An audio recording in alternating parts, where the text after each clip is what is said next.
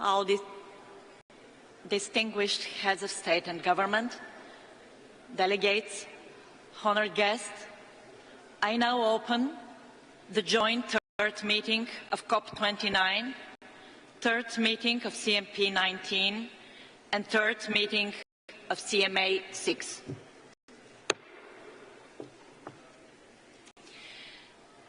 As we continue the national statements, I would like to remind distinguished speakers of the actions in place to ensure effective time management. There is a 3-minute time limit for statements during the high-level segment. Statements should be as concise as possible, noting that full text of the official statements will be made available on the UNFCCC website. And finally, please note that heads of state or government who are not in the plenary at the time for delivery of their statements will be scheduled to speak at the end of all statements of the same category. Dear distinguished heads of state and government, delegates, ladies and gentlemen, honored guests, let us begin. Please take your seat.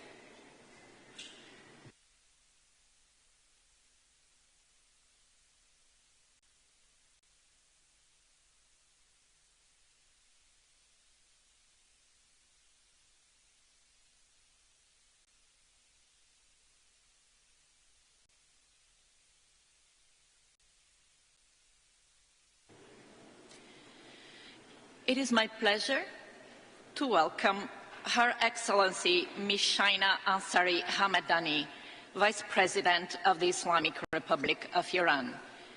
Your Excellency, you have the floor.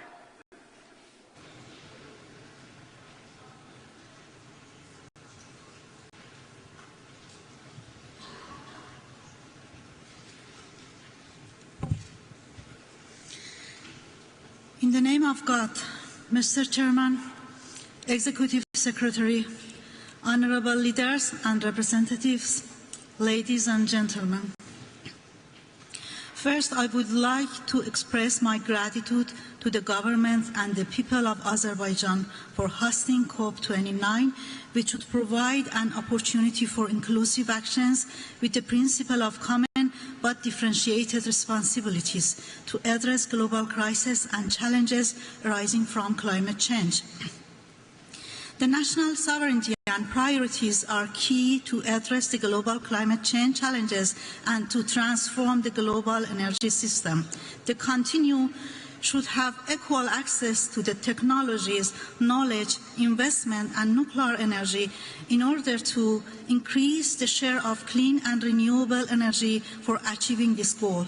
Therefore, illegal unilateral sanctions should not impede the efforts of member states in their strives.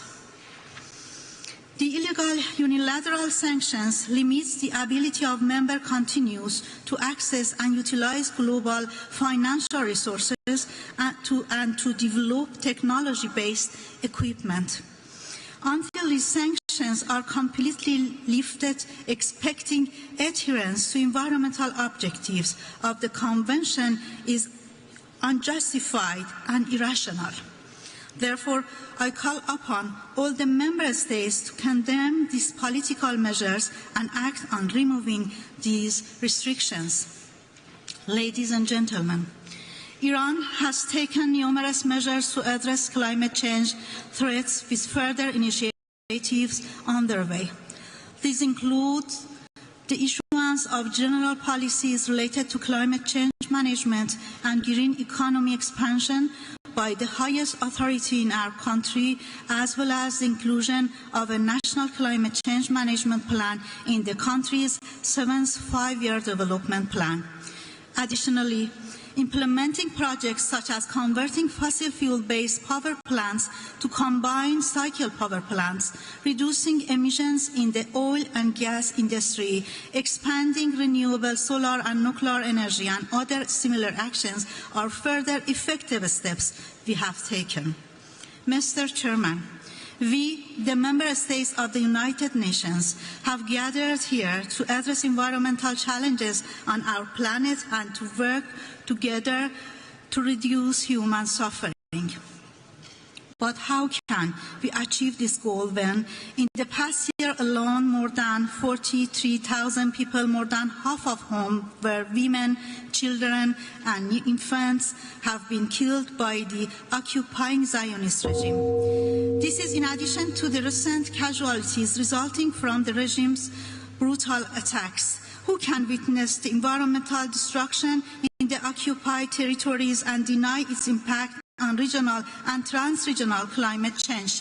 The silence of Western countries maintained by adhering to double standards and selective policies is deeply troubling. Ladies and gentlemen, in conclusion, I would like to emphasize that our shared environment is a common bond and precious heritage for all of us. We hope that international community, free from political issues, will stand together, exchange knowledge, transfer technology, and facilitate accessing financial resources without discrimination, and fully lift unilateral sanctions against countries, particularly the Islamic Republic of Iran. However, we cannot forget the fact that the current climate situation of the world is the result of the industrial policies of few developed countries, and developing states shall not be deprived of their right to development because of what others have done. Once again, we emphasize that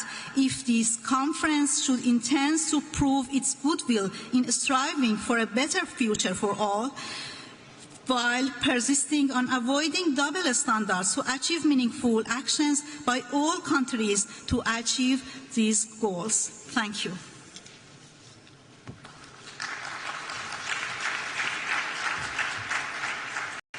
Thank you, Your Excellency.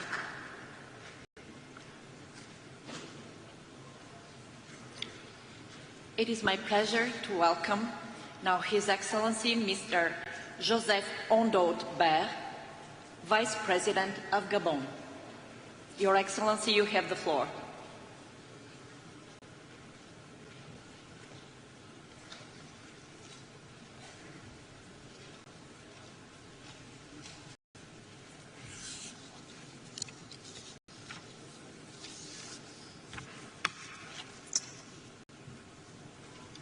Monsieur le Président de la President of the Republic,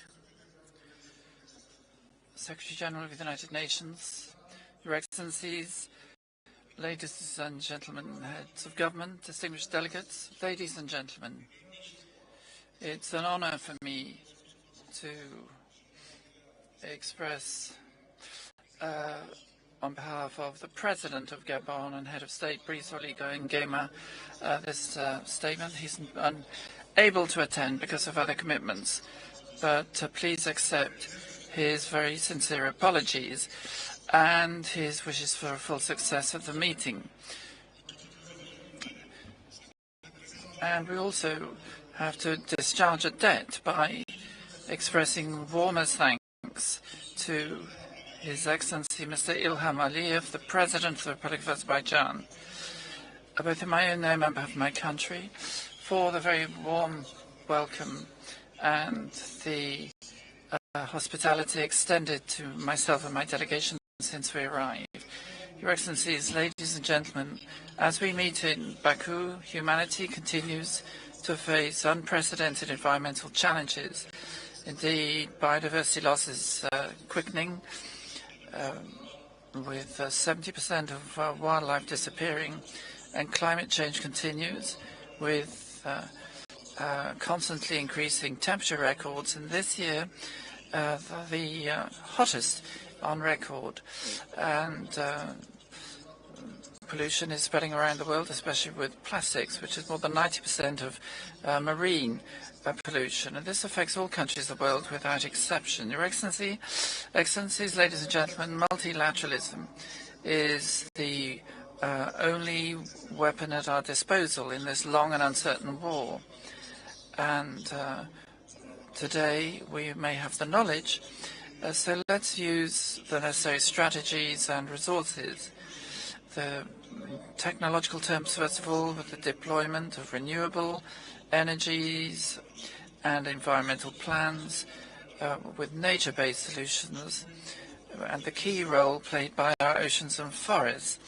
Your Excellencies, in financial terms, notwithstanding a small drop in 2022, world wealth continues to grow, and we cannot afford to fail, therefore. Your Excellencies, ladies and gentlemen, the Gabonese population is suffering from an increase in sea levels and flooding and rainfall increases. All of this has a lasting effect on the quality of life of our people and exacerbates the conflict between man and nature.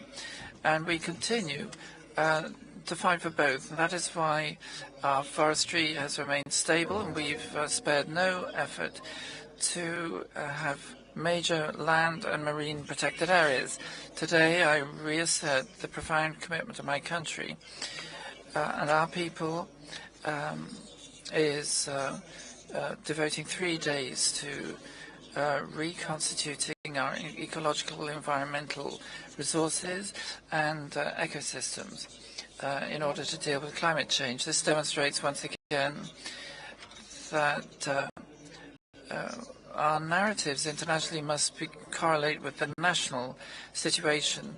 Nonetheless, we won't be able to maintain this commitment unless international solidarity is forthcoming. The survival of the planet depends on our ecosystems and on commitment of countries, given their historic responsibility. And success depends on a more ambitious financial architecture, which means a deep-seated reform of the international financial system for a greener global economy and innovation and flexibility in funding for climate change actions, especially through restructuring of debt. And there needs to be respect for a new and bold NCQG.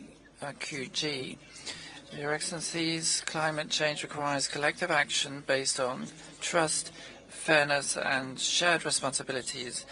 Hence, our conviction that we need to go beyond our own interests to give humanity the chance again to show its greatness in the face of global crisis. Thank you. Thank you, Your Excellency.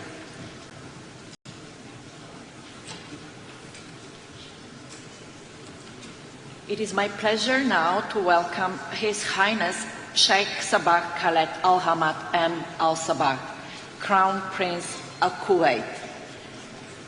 Your Highness, you have the floor.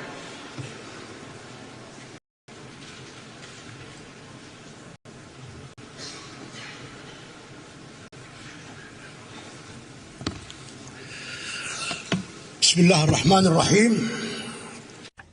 In the name of God, the Merciful, Your Excellency, Mr. President Aliyev of the Friendly Republic of Azerbaijan, Secretary General of the United Nations, Antonio Guterres, Your Highness, Excellencies, ladies and gentlemen, may peace, mercy, and the blessing of God be on all of you. Allow me at the outset to convey the greetings of His Highness the Emir of Kuwait. May God be with him and protect him. I would also like to convey his wishes for the success of the 29th COP. I'm also pleased to say how grateful we are to the Friendly Republic of Azerbaijan for their exemplary organization of this conference. Your Highnesses, Excellencies, there is no doubt that climate change is a global concern and a threat to many countries, and Kuwait is one of them. Indeed, the effects of climate change are showing up in more and more blatant ways, in tangible and accelerated ways. We're seeing a rise in temperature and dust storms, and because of the lack of rain, and these are all phenomena that are impacting the daily lives of our people. And it is in this perspective that Kuwait is aiming for environmental sustainability, and we will be keeping all our commitments under all our agreements, including Kyoto. And through our projects at the national level. This is guaranteed. And within the framework of the Paris Agreement, we will be supporting the two initiatives. That is, they call for a truce, and we invite developed countries to abide by their commitments under the Framework Convention and to offer financial and technical support to LDCs and developing countries and to help them to develop their capacity. This is essential to help them to tackle the effects of climate change and to also implement their nationally determined contributions. Madam Chair, we have the Arab Economic Development Fund managed by Kuwait, and we will spare no effort to support developing countries and support projects to tackle climate change. And in this regard, we have granted over 100 projects, financed for over 100 projects, and by 2050, we will be aligning our economic growth based on a net zero target, and we will step up our resilience to climate change and try to achieve net zero by 2060. This will be through several strategic projects to reduce carbon in all sectors, and we also will be implementing clean energy. We also have the ambition of using 50% of solar energy by 2050 in the electricity sector. And we also are planning to have low carbon energies and technology implemented and to promote sustainable energy. Our objective is to reduce greenhouse gas emissions by 80%. And to do so by 2040. It is our hope that our efforts, along with other countries, will help us all achieve a prosperous future that will be for the benefit of each and every one of us. Thank you.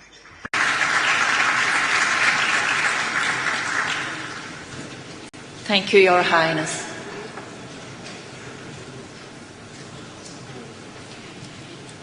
It is my pleasure to welcome His Eminence Cardinal Pietro Parolin, Secretary of State of the Holy See. Your Eminence, you have the floor.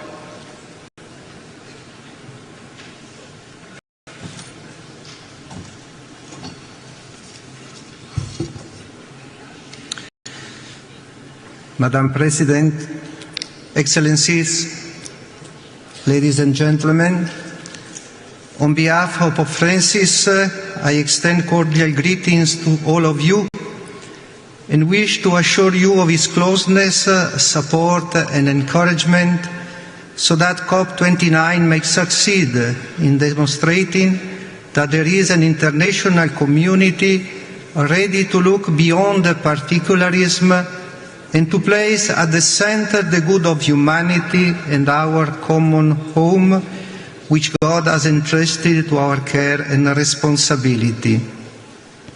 Efforts should be made in particular to find solutions that do not further undermine the development and adaptive capacity of many countries that are already burdened with crippling economic debt. Indeed, ecological debt and foreign debt are two sides of the same coin, mortgaging the future. And I would like to reiterate an appeal that Pope Francis made in view of the ordinary jubilee of the year 2025, asking the more affluent nations that they may acknowledge the gravity of so many of their past decisions and determine to forgive the debts of countries that will never be able to repay them. More than a question of generosity, this is a matter of justice. It is made all the more serious today by a new form of injustice, which we increasingly recognize, namely that a true ecological debt exists, particularly between the global north and south, connected to commercial imbalances which affects on the environment and the disproportionate use of natural resources by certain countries over long periods of time. Therefore, it is essential to seek a new international financial architecture that is human-centered, bold, creative, and based on the principles of equity, justice, and solidarity. A financial architecture that can truly ensure for all countries, especially the poorest and those most vulnerable to climate disasters, both low carbon and high sharing development pathways. For an ambitious agreement that promotes initiatives and processes aimed at truly inclusive development, we must all take responsibility for safeguarding not only our own future, but that of all. I reiterate the dedication and support of the Holy See, especially in the field of integral ecology education and in raising awareness of the environmental as a human and social problem on any number of levels. Thank you.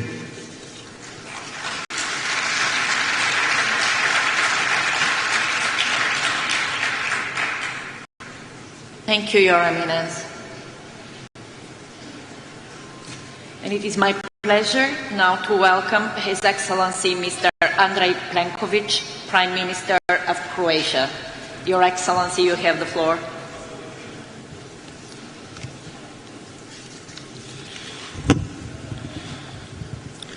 Excellencies, ladies and gentlemen, it is an honor to stand before you today to address one of the most pressing issues of our time, the urgent need for global action against climate change. Our future depends on how boldly we act today. Croatia is committed to decarbonizing its energy system and accelerating its green transition. With the International Energy Agency warning of an imminent peak in fossil fuels, shifting away from them is not only climate-wise, but an economic necessity.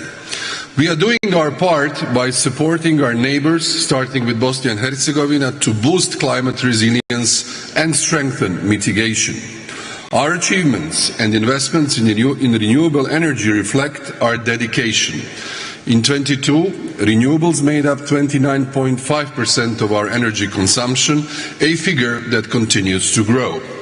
With projects like green hydrogen and geothermal development, we aim for 42.5% renewables by 2030. To manage intermittency sustainability, investment in pumped storage hydropower is crucial, and Croatia has strong potential in this area.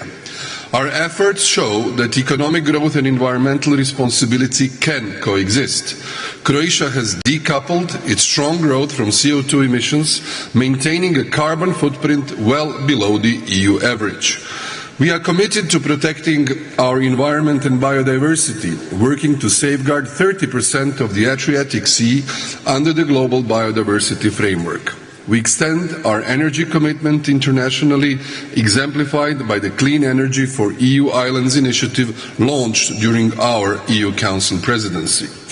We are advancing cutting-edge technology that transforms plastic, textiles, sludge and non-recyclable biogenic waste into zero-emission hydrogen. This innovation tackles pollution and energy excess while reducing methane emissions. Another crucial area in addressing climate change and adapting it to its impacts is improving energy efficiency in housing. Residential energy use remains a major source of greenhouse emissions and energy consumption, requiring much greater efforts. At COP29, financial considerations are critical, but our most valuable resource is time. We must act now. Croatia is pushing for carbon neutrality, expediting solar and wind energy deployment with an environmental vulnerability map and turning commitments into tangible action. Sustainable development must integrate environmental, social and economic dimensions. We rank 8th among 193 UN countries for sustainable development goals, achieving 3.6 GDP growth and proving that green growth is possible.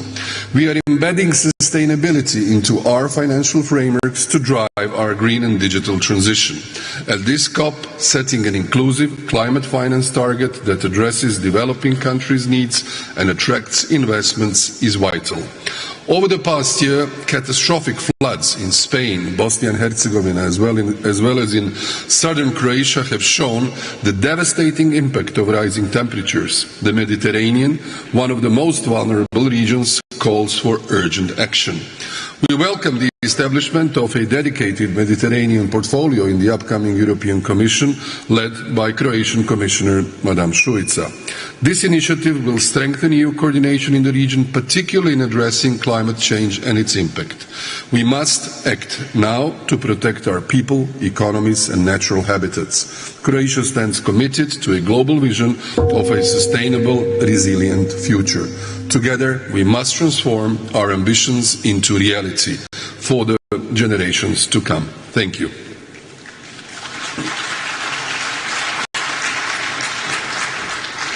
Thank you, Your Excellency.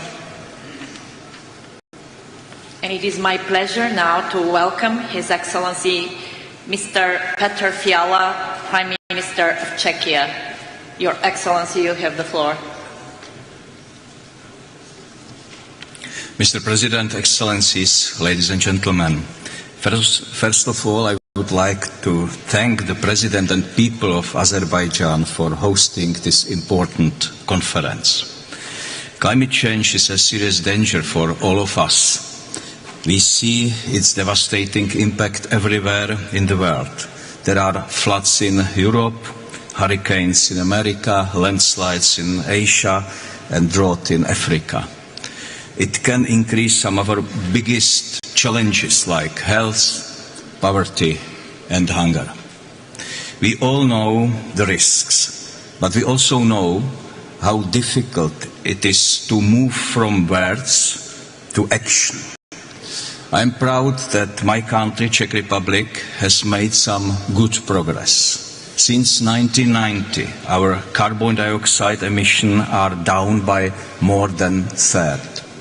Our energy sector changes to the core. We will discontinue coal, and we push for renewables and nuclear power. As I said in Dubai last year, I strongly believe that nuclear power is essential to meet climate goals. It gives me hope that nuclear energy is more and more popular around the world. We also see development in new technologies. Czech Republic has 50 years of experience with nuclear power. We are ready to assist any country that wants to use it in the future. This includes SMRs or traditional technology. Nuclear power has many benefits. It produces extremely clean energy. It is also very safe with the help of skilled experts and strong international standards. Yes, international cooperation, global action and innovative solutions are key to solve this crisis. But only reduction of effects is not enough. We also need to focus on adaptation. We must reconsider our priorities in many ways. We must help each other to change our countryside and infrastructure to manage weather extremes. In everything we do, our cooperation must be practical. When I look at the history of global goals, I see many fails. In many areas and regions, it is extremely difficult to fulfill the promises made. It is not likely that we will have more success with even stronger targets. We need to agree on reliable consensus. It must be ambitious and realistic. This is more important than bombastic declarations which are then impossible to deliver. It is good that the European Union wants to lead the way, but others must follow to make a real difference. That is why I really appreciate the commitment of major economic powers of the world. I am glad that they set good examples. Ladies and gentlemen, the topic of this conference is noble and necessary. We face hardships, but we must not give up. My country, the Czech Republic, is ready to do its part in cooperation with the international community to build and keep peace, to prevent suffering, and to increase chances for good life for all. Thank you for your attention.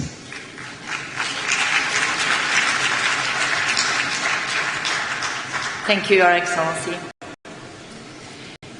It is my pleasure to welcome His Excellency Mr. Mostafa Kamal Madbouli, Prime Minister of Egypt. Your Excellency, you have the floor.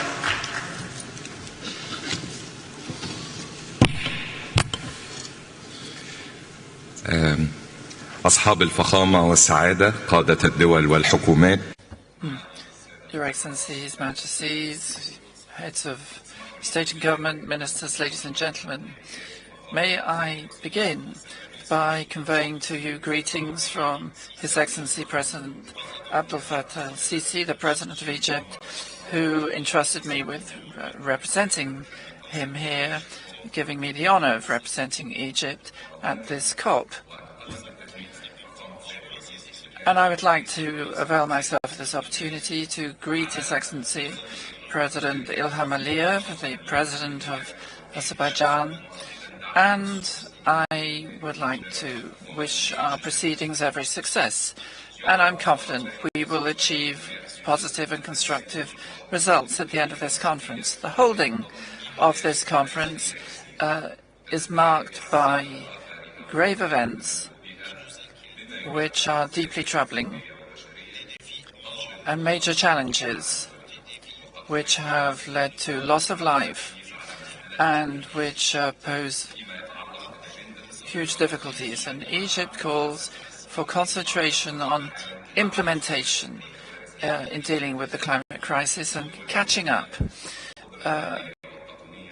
the delays in dispensing finance for loss and damage, especially countries that are deprived of technology and knowledge and who need capacity development in order to avoid loss of human life. Egypt has unstintingly called for strengthening the principle of solidarity and consensus and negotiation that take into account the differences among countries and disparities, as recalled in the Paris Agreement. Moreover, we have launched the Sharm el-Sheikh platform.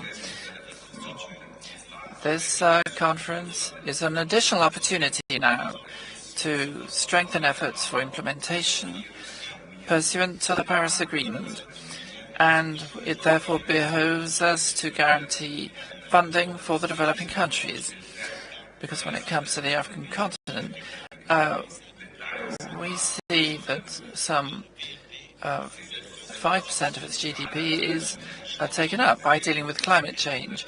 Egypt, ladies and gentlemen, seeks to ensure that there is an overall national process which takes into account environmental aspects, and we've launched a strategic initiative for 2030 and green transformation projects, as well as projects based on strengthening partnerships for producing renewable sources, so that by 2030 it amounts to 48%. Egypt has launched their national platform and project.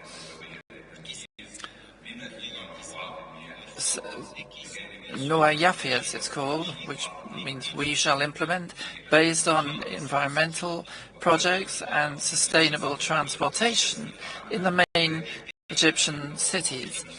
The African countries in general are suffering from a dearth of funding and are dealing with real problems in implementation, and they are called upon to take emergency measures which do not take into account disparities in terms of capacity. And we stress the need for us to have a quantitative and qualitative goals, and the main goal must be met first and foremost by the developed countries. And customary loans should be replaced by contingency funding to take into account the real conditions for dealing with climate change in the countries. There's also a need to tackle the shortage of funding when it comes to implementation. And we wish the Azerbaijani presidency every success, and we are confident we will meet our expected aspirations. Thank you. Your Excellency. And it is my pleasure now to welcome His Excellency Mr. Kyriakos Mitsotakis, Prime Minister of Greece. Your Excellency, you have the floor.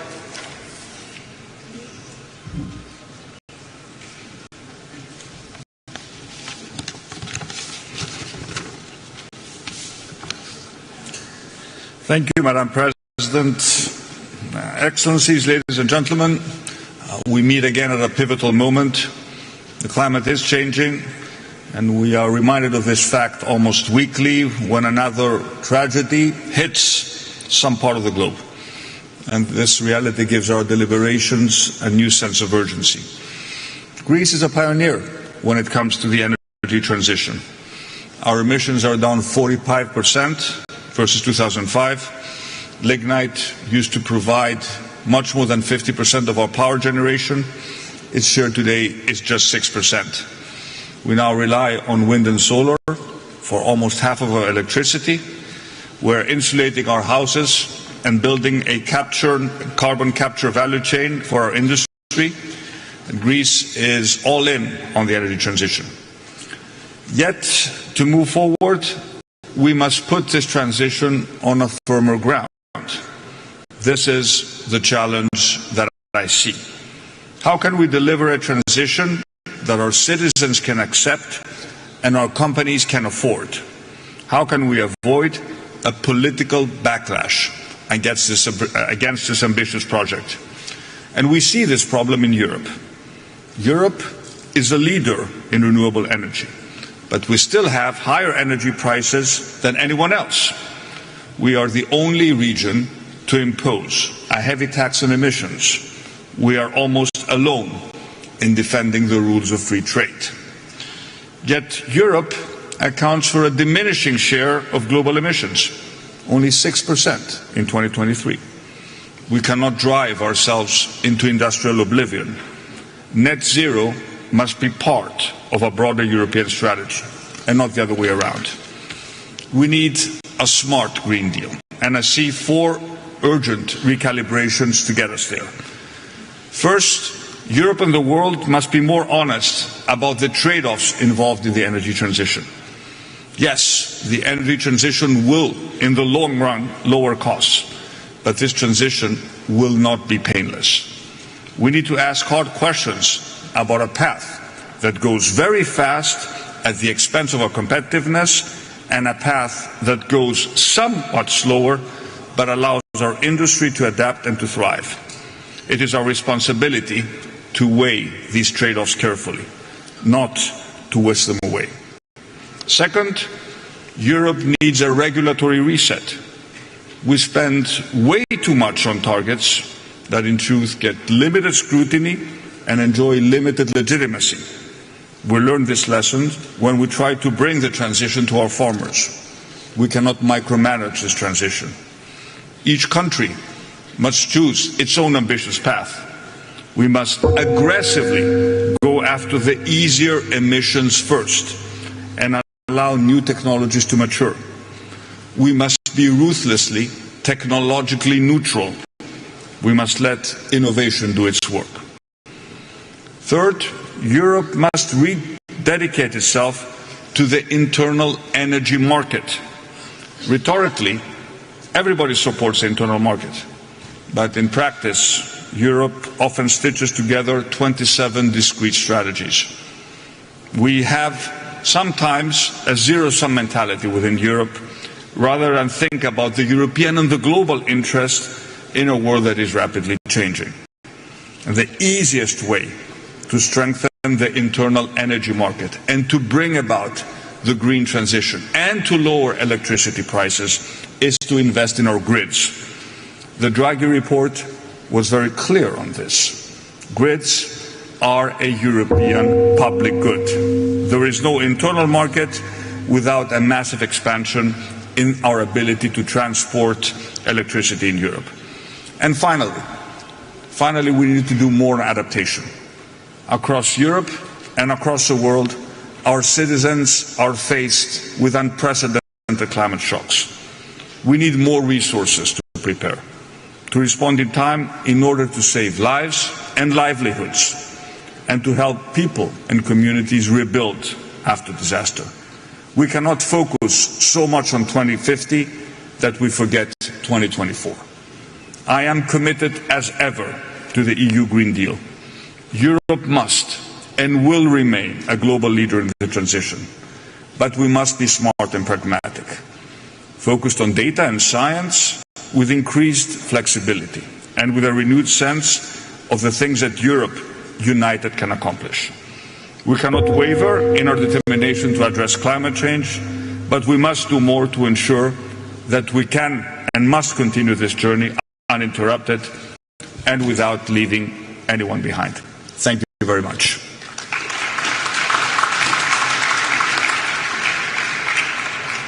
Thank you, Your Excellency.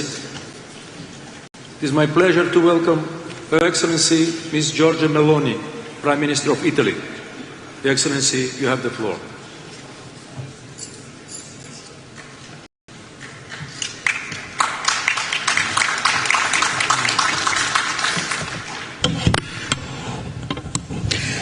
Well, dear colleagues, this summit, for which I thank Azerbaijani's presidency, is called upon to contribute further momentum to the effort to limit the global temperature increase to within 1.5 degrees. In Dubai, we set ambitious goals, tripling the world's capacity to generate renewable energy and doubling the global rate of energy efficiency improvements by 2030. Reaching this goal requires everyone's cooperation, starting with the major emitters of greenhouse gases and adequate financial support. During this conference, we will work to adopt the new climate finance target. Reaching a valuable compromise requires sharing responsibilities and overcoming divisions between developed nations and emerging and developing economies. Italy intends to continue to do its own part. We are already allocating a large amount of the more than €4 billion budget of our climate fund to Africa, and we will continue to support initiatives such as the Green Climate Fund and the Loss and Damage Fund, as well as continue to promote the involvement of multilateral development banks. But it is equally a priority that the decarbonization takes into consideration our production and social systems sustainability. We must protect nature with man at its core. An approach that is too ideological and not pragmatic on this matter risks taking us off the road to success. Technology neutrality is the right approach, as currently there is no single alternative to fossil fuel supply. We must have a realistic global outlook. The world population will reach 8.5 billion by 2030, and global GDP will double in the next decade. This will boost energy consumption, also considering the increasing demand for artificial intelligence development. We need a balanced energy mix to enhance the transition process. We must use all available technologies, not only renewables, but also gas, biofuels, hydrogen, CO2 capture, and in future nuclear fusion, which could produce clean, safe, and limitless energy. Italy is at the forefront on nuclear fusion. In the framework of our G7 presidency, we organized the first meeting of the World Fusion Energy Group, sponsored by the International Atomic Energy Agency. We intend to relaunch this technology, which could be a game changer, as it can turn energy from a geopolitical weapon into a widely accessible resource. And then let's work for a new energy diplomacy to multiply opportunities for cooperation between the global north and the global south. Our destinies are interconnected, and from energy connections we can draw great opportunities. This is the reason why the climate energy nexus is one of the pillars of our Mattei Plan for Africa, the peer-to-peer cooperation strategy that Italy is pursuing, and that I am very pleased to see Azerbaijan, as president of the COP29, has valued as part of the Climate for Peace initiative. Under the Italian presidency, the G7 has promoted new and concrete initiatives, such as Energy for Growth in Africa, to develop infrastructure for green energy production and distribution, and the Adaptation Accelerator Hub to support the world's most vulnerable nations in their climate change adaptation and mitigation efforts. So, dear colleagues, like any COP, it is up to us to determine whether this will be a success or a failure. We know that we may not personally benefit from the results of the efforts that we are making. But this is not the important thing. I'm a mother. And as a mother, nothing gives me more satisfaction than when I work for policies that will enable my daughter and her generation to live in a better place. So, as William James would say, act as if what you do makes a difference, for it makes it. Thank you.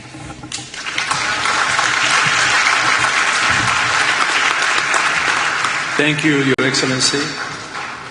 It is my pleasure to welcome His Excellency Mr. Dalton Emani Makamao Tajalagi, Prime Minister of Niue.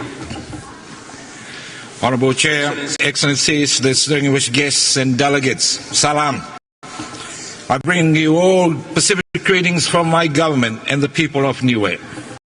COP29 President, the government and the people of Azerbaijan, I thank you for the warm welcome and a great hospitality. Mr. President, as we gather to confront climate change together, we must ask, are we truly standing united with unwavering commitment to address and shared crisis impacting islands, territories and continents alike? The goal of staying below 1.5 degrees is slipping away from our grasp. For Niue and the Pacific region, climate change is our greatest threat. Despite the challenges of COVID-19 recovery, we continue to face mounting impacts and threaten our survival and resilience. We must work together to preserve our planet for future generations. Niue, one of the world's smallest emitters, bears some of the harshest consequences. IPCC 2023 synthesis report, it says while it is stark, it thus offers hope, only if we act with urgency. The report predicts that 127 billion will be needed annually by 2030 for adaptation in developing nations. However, adaptation financing remains below half of this need, currently under $50 billion. Developed nations must finalize the new collective quantified goal for climate change, dedicating at least 50% to adaptation and to fully support and fund the Loss and Damage Fund established at COP27 as a matter of justice for the communities already enduring the worst impacts of climate change, and request urgent, simplified and additional funding for small island development states. We call on multilateral climate funds to streamline access processes, making them efficient and accessible for the most vulnerable countries, for the Pacific and others at risk regions. Accessible finance is not optional. It is essential to ensure timely and reliable support for our people and ecosystems. Effective climate funding requires strengthened capacities within our nations. If the $100 billion annually climate finance target is realized, with 5% allocated to the Pacific, we will need the capacity to effectively manage and implement this support. Pacific Islands countries face an increasingly urgent need for adaptation finance as climate impacts deepen. Although new emissions are negligible, we remain committed to our national determined contributions and national adaptation plans. To achieve this, access to the right technologies and resources is essential, as is the financing to implement them. Capacity building will empower us not only to meet climate goals, but to access finance effectively. Let us unite. Let us unite in solidarity at this COP and beyond to foster collective actions towards true climate resilience. I thank you. Psycho, God bless. Thank you, Your Excellency. It is my pleasure to welcome His Excellency Mr. Philip Edward Davis, Prime Minister of the Bahamas. Your Excellency, you have the floor.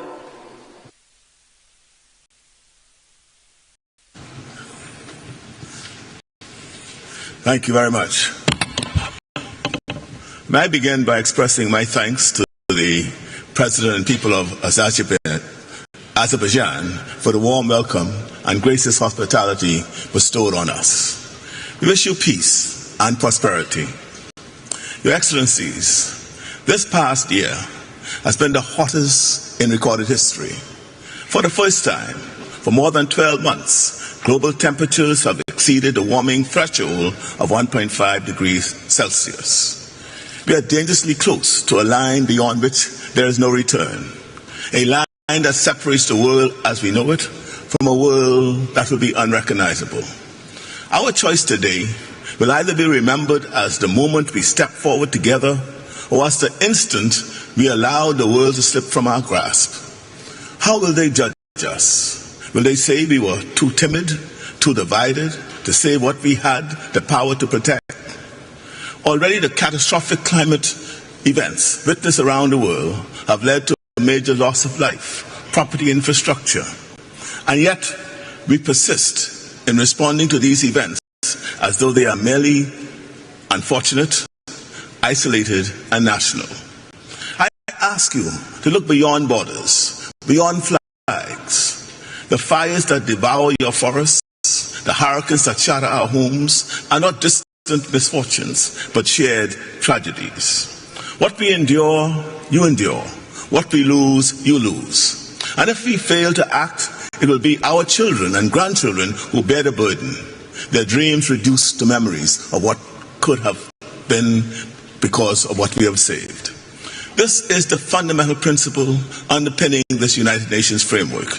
None of us can achieve a solution by acting on our own, and none of us can escape the obligation to act in the best interest of ourselves and each other.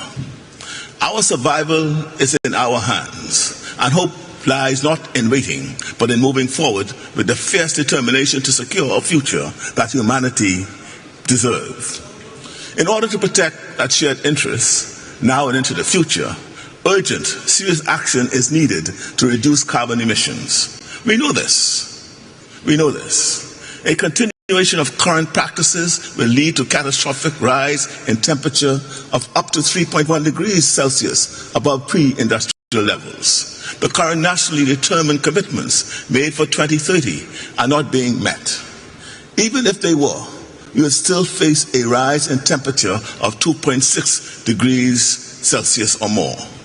It is still technically possible to meet the goal of 1.5 degrees Celsius, but only if there is a G20-led massive global mobilization to cut all greenhouse gas emissions, as they are responsible for 80% of all carbon emissions. It is possible, but they would need to act dramatically and decisively, and action would need to start today. In the face of all of this, we still refuse to give up, refuse to lose hope. We cannot accept that our survival is merely an option. And so, in the Bahamas, we continue to play our part. We continue to preserve and protect the forests of grasses in our seas, which are estimated to absorb more carbon than the Amazon rainforest. If the Amazon provides the lungs to the planet, our seagrasses are its hidden blue heart. We will continue our transition to sources of renewable energy, and we will continue to pioneer the use of blue carbon credits to support the architecture of international climate finance. We want to play our part, but alone we cannot succeed in any of it. We simply do not have the resources, and each hurricane, each climate disaster leaves us with even less. Your Excellencies, we must not forget this historic achievement of the Paris Agreement. In Article 9, the special circumstances of small island developing states and least developed countries were addressed in its climate finance provisions. The numbers paint a clear picture. Small island states have spent 18 times more in debt repayments than they have received in climate finance. Our special circumstances require more action, not less. These provisions must urgently now be fully operationalized, along with the other funding commitments previously made. Merely describing the circumstances is not enough. And even as we now approach the 11th hour of an agreement, we are deeply concerned that some of the parties now systematically seek to erase this fundamental provision of the Paris Agreement. The greatest challenge we face isn't just political will, it's political change. We are witnessing governments come to power that are retreating from climate commitments, dismissing the Paris Agreement, and turning inward. This isn't a crisis we can afford to address sporadically, nor is it a battle that can be won in isolated chapters, written and erased with every election.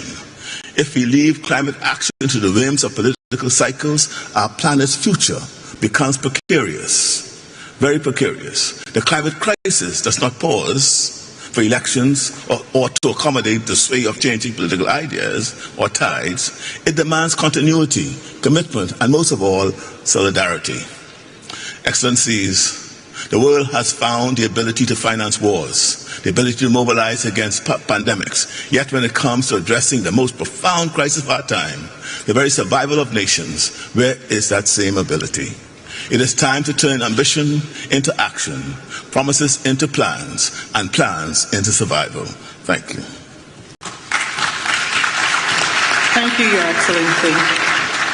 It is my pleasure to welcome His Excellency Mr. Feleti Pinatala Tio, Prime Minister of Tuvalu. Your Excellency, you have the floor.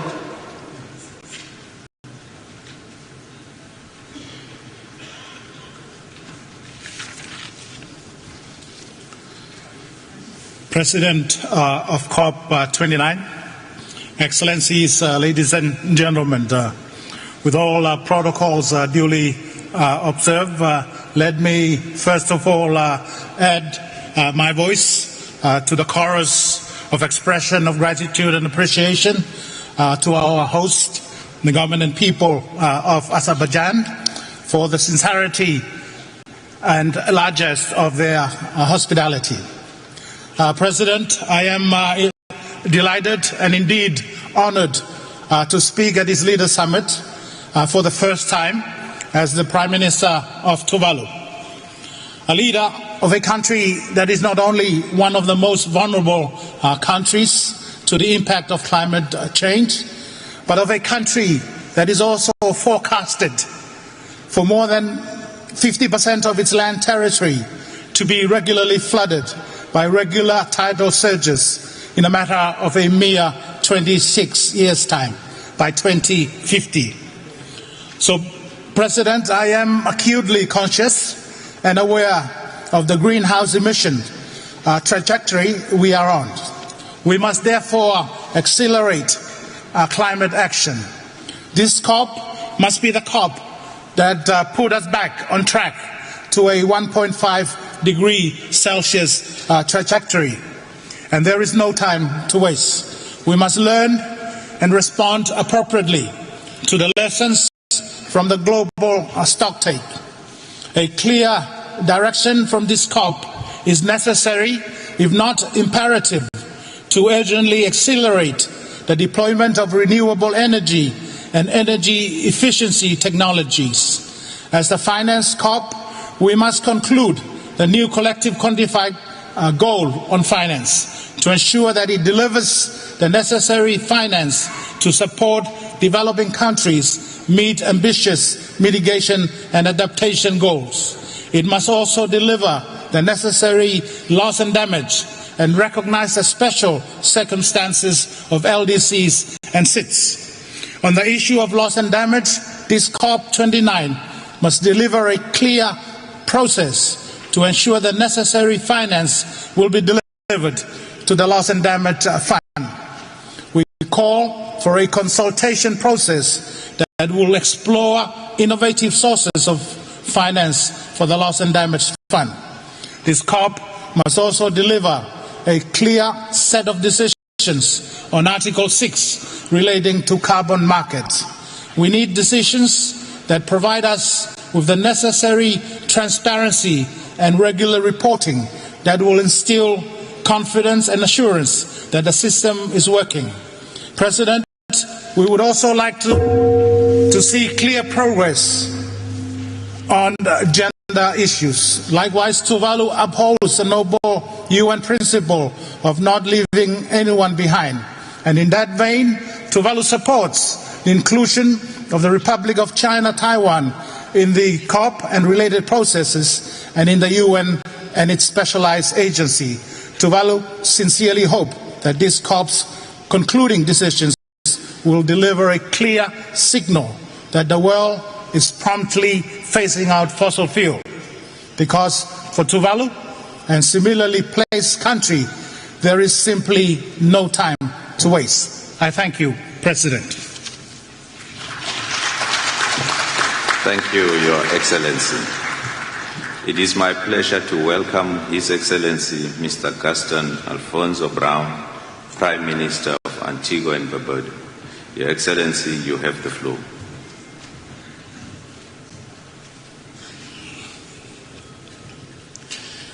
Distinguished ladies and gentlemen, climate change is the single greatest existential threat of our time. Global temperatures are racing past the 1.5 degree threshold, with each year setting new heat records.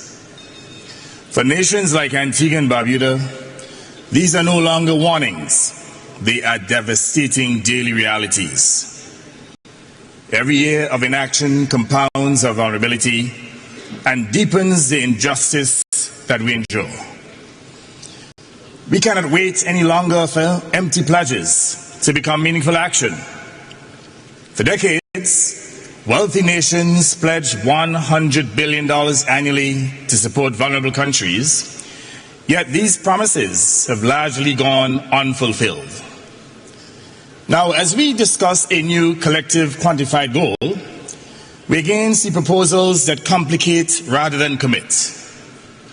Wealthy polluting countries are seeking to shift responsibility onto elusive private capital instead of ensuring decisive government action to reduce and disincentivize emissions by introducing a global carbon tax to fund the clean energy revolution that is quintessential to saving our planet. To those who bear the greatest responsibility for climate change, I say this: the time for moral responsibility is now. The time for increased climate ambitions is now. If promises of support remain unfulfilled, then justice must demand that those promises are enforced. Today, we see consensus on a clear, substantial climate finance target at COP29 with adequate funding to help us adapt and to build resilience. We are calling not for loans that deepen our debt burden, but for direct investments in the form of compensatory grants to build back more resilient infrastructure that was damaged repeatedly by catastrophic climate events. This financing must be equitable, accessible, and debt-free if we are to achieve climate justice. We cannot continue to hear the same promises as our islands suffer and descend into despair. In the absence of real action from those most responsible for climate change, vulnerable nations are turning to international law. That is why, with a favorable opinion from ITLAS, affirming the duty of states to protect the marine environment, we will appear before the ICJ in December in solidarity with Vanuatu as champions of their case. If voluntary pledges remain broken, then international law will be our pathway to justice. This is no longer a choice. It is a necessity when commitments go unmet. My small island bears a disproportionate burden in this crisis. Nonetheless, we're determined to utilize our limited resources to build resilience to climate extremities, for we are resolved to secure our nation and our future. This is why small island developing states adopted the Antigua and Barbuda agenda for SIDS, the ABAS, at the 4th SIDS conference in Antigua earlier this year. We know that while the bell tolling warns us first, that its sound echoes for all. If vulnerable nations are abandoned today, tomorrow's toll will be universal. This COP29 must be a turning point where the world chooses justice over delay, responsible leadership over evasion, and decisive action over empty promises. Mr. President, we urge that this be the year that promises are honored, because time is running out.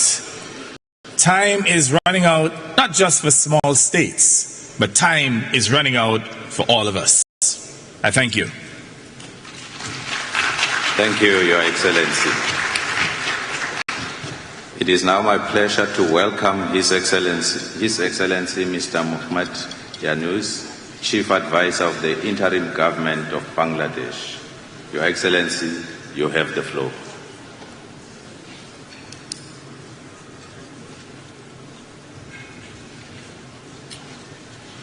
Thank you. Mr. President and distinguished ladies and gentlemen, I seek your permission to present the climate catastrophe in a different perspective. This perspective will take us from fixing climate destruction to stopping the further carnage. It's a big task and raises big questions. I seek your indulgence to share with you my long-standing dream of creating a world of 3 zeros. Our civilization is at a grave risk as we continue to promote self-destructive values. We need to mobilize our intellectual, financial, and youth power to lay the foundation of a new civilization, a self-preserving and self-reinforcing civilization. We, the human inhabitants of this planet, are the cause of the destruction of the planet.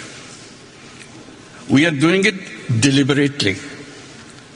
We have chosen a lifestyle which works against the environment. We justify this with an economic framework which is considered as natural as the planetary system. That economic framework thrives on limitless consumption. In order to survive, we need to create another civilization, another culture, a counterculture which is based on a different lifestyle. It will be based on zero waste.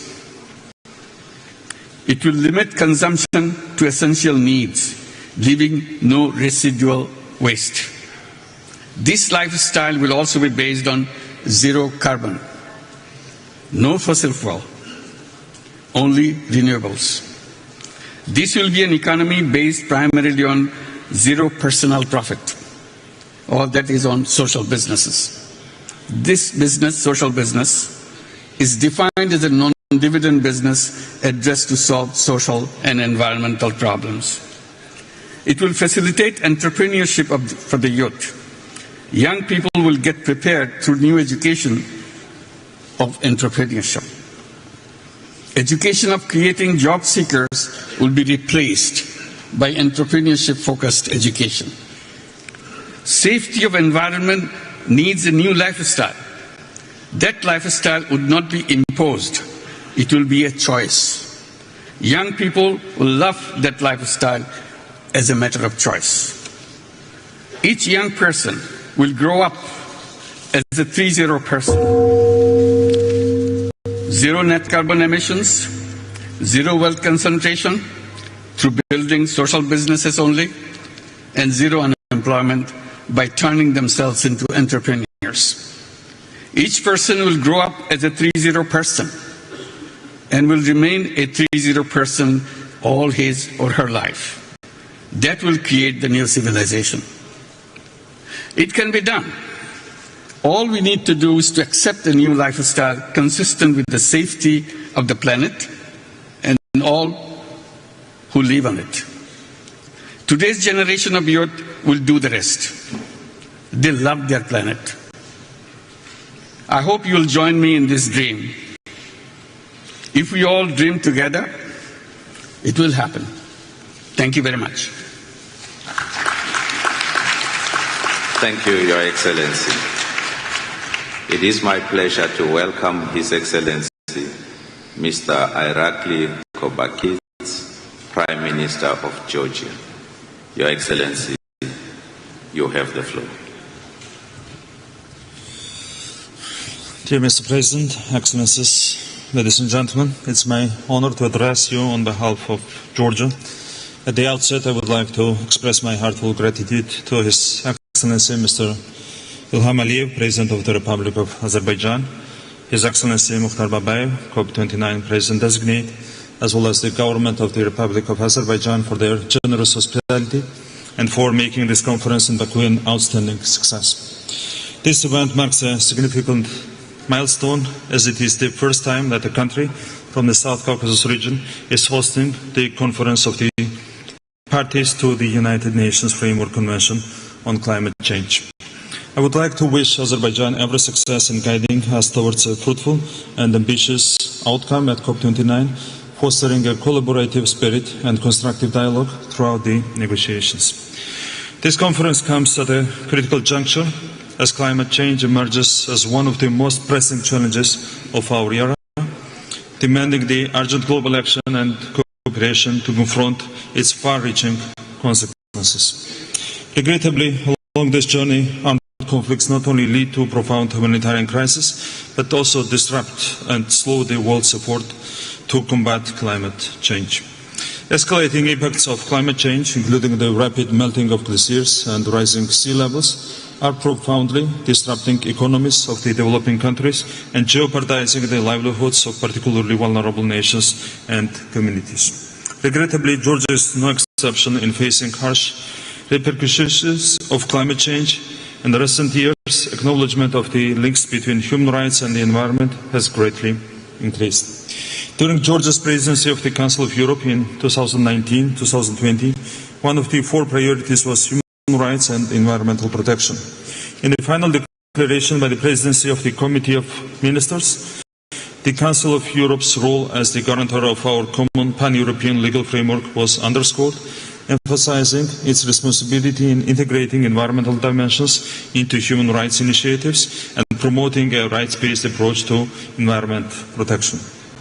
This declaration laid the foundation for significant advancements in environmental protection within the Council of Europe.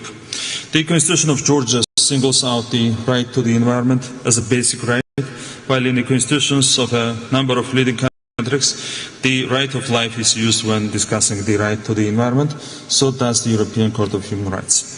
In response to these urgent challenges, it's crucial that we remain steadfast in our commitment to halve global greenhouse gas emissions by 2030. Achieving this goal is critical if we are to limit global warming to the 1.5 degrees Celsius target set by the Paris Agreement. The government of Georgia is dedicated to fulfilling its national commitments by taking concrete actions to implement the Paris Agreement. To this end, Georgia is committed to submitting its third-generation nationally determined contributions by 2025, consistent with the aim of limiting global warming to within the 1.5 degrees Celsius limit and advancing the vision of Europe as the first continent to achieve net zero emissions. In preparing the new NDC, the government of Georgia is actively engaging key stakeholders by embracing an inclusive, whole-of-society approach. Regrettably, due to the ongoing illegal occupation of Georgia's Abkhazia and Tkhinvali regions, the government is prevented from the possibility to implement similar measures in the mentioned regions, which consist of the 20% of Georgia's territories, with the aim to reduce harmful impacts of climate change and mitigate its implications. The outcome of the new collective quantified goal on climate finance will determine whether COP29 is viewed as a success. The NCQG must see a significant increase from the current $100 billion USD target and stimulate the alignment of global financial flows with the goals of the Paris Agreement. In this context, it's worth recalling that at COP28, it was acknowledged that developing countries would need close to $6 trillion USD by the end of this decade to efficiently address climate change. COP29 must also improve access to climate finance for developing countries and build capacity so that these countries can effectively utilize increased climate finance. In Georgia, we take our responsibility to address the climate crisis and have already undertaken significant steps to make a meaningful impact. Georgia is committed to ongoing efforts to mainstream climate action in the national budget through annual assessments, enabling us to measure the impact of climate change on our expenditures and economic development. This work identifies mitigation and adaptation costs and promotes partner collaboration, laying foundations for coordinating climate finance to enhance resilience and achieve NDC targets. Effective climate policy development alongside transformative programs and the decoupling of economic growth in developing countries depends heavily on the successful alignment of global financial flows with the Paris Agreement's objectives. Substantial financial support, technical assistance, and technology transfer to developing nations are all crucial for effective implementation of their ambitious climate targets. In conclusion, let me stress that Georgia is honored to participate in the COP taking place in our region. Let us begin the journey of turning our collective aspirations into meaningful results in the fight against climate change. We will work to support our neighbors and friends from Azerbaijan to achieve a successful outcome of COP29. Together, we are transforming South Caucasus region into the region of opportunities and success. Thank you very much. Thank you, Your Excellency. It is my pleasure to welcome His Excellency Mr. Siausi Ofakivahafulo Zovalani, Prime Minister of Tonga. Your Excellency, you have the floor.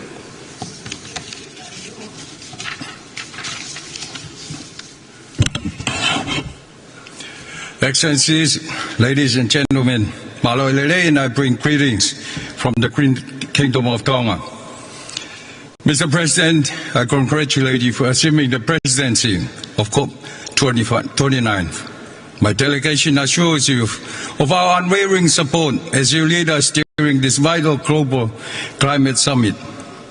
Climate change has been, is, and will be the most existential threat to Pacific Island nations, including Tonga. The recent findings from the IPCC and National Climate Assessments once more underscore this fact. Tonga witnesses a concerning increase in the intensity of tropical cyclones over the past decade. We lived through Category 5 systems in 2014, 2018, and 2020. Our sea level rise has risen at an alarming rate of 7.3 millimeters per year. And this surpasses by far the global average. In turn, this has led to severe coastal erosion, frequent flooding, and the loss of crucial infrastructure. The incursion of salt water into lands has damaged groundwater quality. Rising ocean temperatures have caused widespread coral bleaching and a decline in marine biodiversity. The latest NDC synthesis report and UNEP emission cap report paint a sobering picture. We are not on track to meet the Paris climate goal and keep the 1.5-degree temperature limit within reach. We must accelerate the phase-down of unabated coal use and phase out inefficient fossil fuel subsidies. Tonga has a negligible contribution to global greenhouse gas emission, but we are steadfast in our commitment to implementing the necessary climate actions and targets. As the current chair of the Pacific Island Forum, Tonga strongly reiterates the critical importance of commensurate and timely access to climate finance for small island developing states. We reiterate our call on developed countries to fulfill their long-standing commitment to mobilize $100 billion annually. We welcome the establishment of the Loss and Damage Fund at COP27 and emphasize the urgent need to operationalize this fund. We call upon the Green Climate Fund to recognize the robust procedures of multinational organizations such as World Bank and encourage innovative approaches and partnerships such as the Save the Children initiative, in which Tonga is a pilot country. Tonga supports the Unlocking the Blue Pacific Prosperity endorsed by Pacific leaders, aim to build effective ocean management, robust food system, and sustainable finance. In addition, our Pacific leaders recognize that we need timely, predictable, and scale-up access to climate finance and establish the Pacific Resilient Facility. This is Pacific-led, member-owned, and managed climate and disaster resilient financing facility. We urge global partners to continue their support for these two crucial regional facilities. At a national level, Tonga established the Tonga Climate Fund to accelerate the implementation of our climate action and achieve our vision to be a resilient Tonga by 2035. We further echo the call of Pacific leaders for states and regions to support the 2021 landmark declaration on preserving maritime zones, reaffirming our commitment to safeguarding our maritime zones from the adverse impact of sea level rise. Mr. President, Tonga fully supports the bid from Australia to host COP31, as it will be known as the Pacific COP. In closing, I express our deep hope that COP29 will foster genuine partnership and cooperation among all parties, and we must honor our respective responsibilities, especially now, as time is not on our side. I thank you. Thank you, Your Excellency. It is my pleasure to welcome His Excellency Mr. Edi Rama, Prime Minister of Albania. Your Excellency, you have the floor.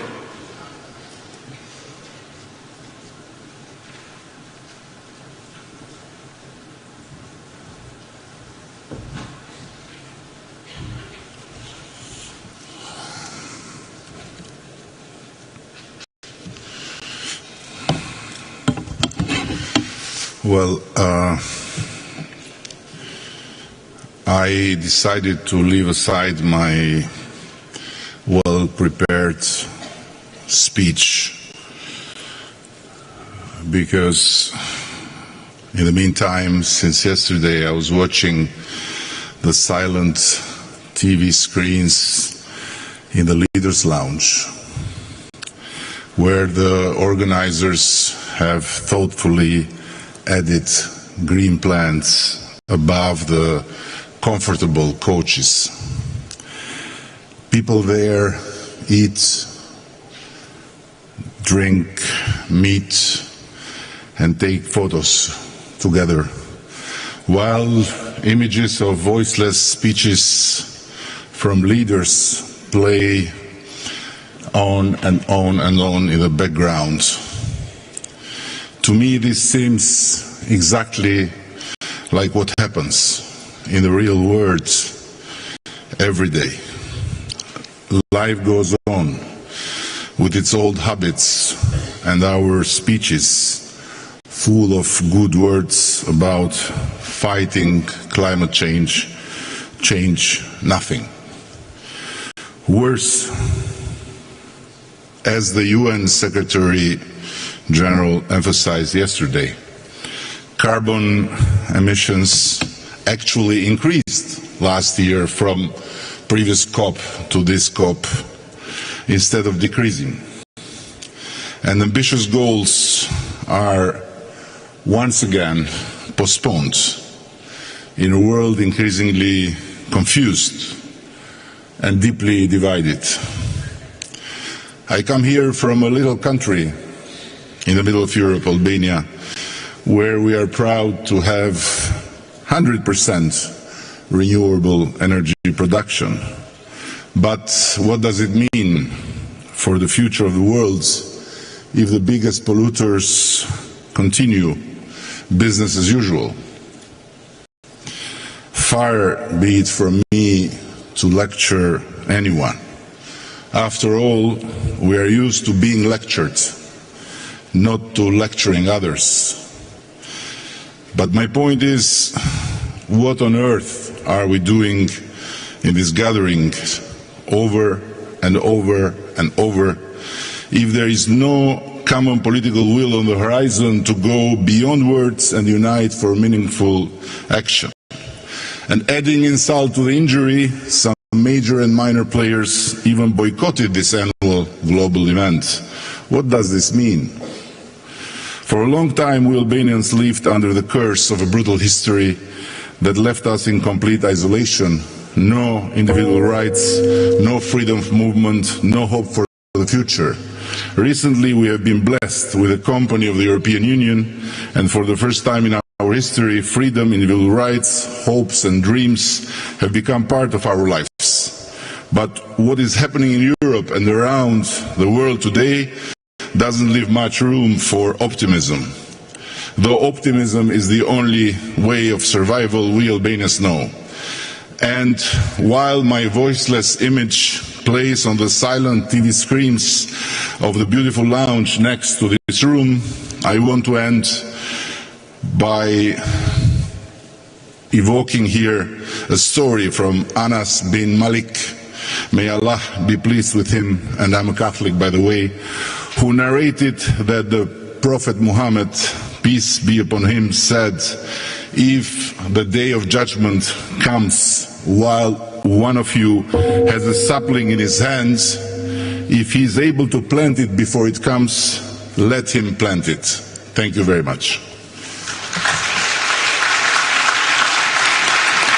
Thank you, Your Excellency.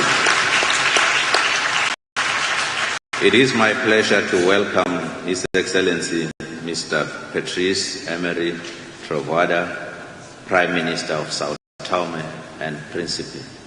Your Excellency, you have the floor.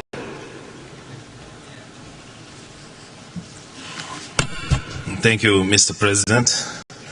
Excellencies, ladies and gentlemen, allow me first to express our gratitude to the Azerbaijani government for the perfect organization of this event at the utmost importance, which brings together world's leaders, civil society, governmental and multilateral organizations to reinforce the commitment to increase our ambition in reducing greenhouse gas emissions, to address climate finance, and how to turn key climate decisions into concrete action and solid plans.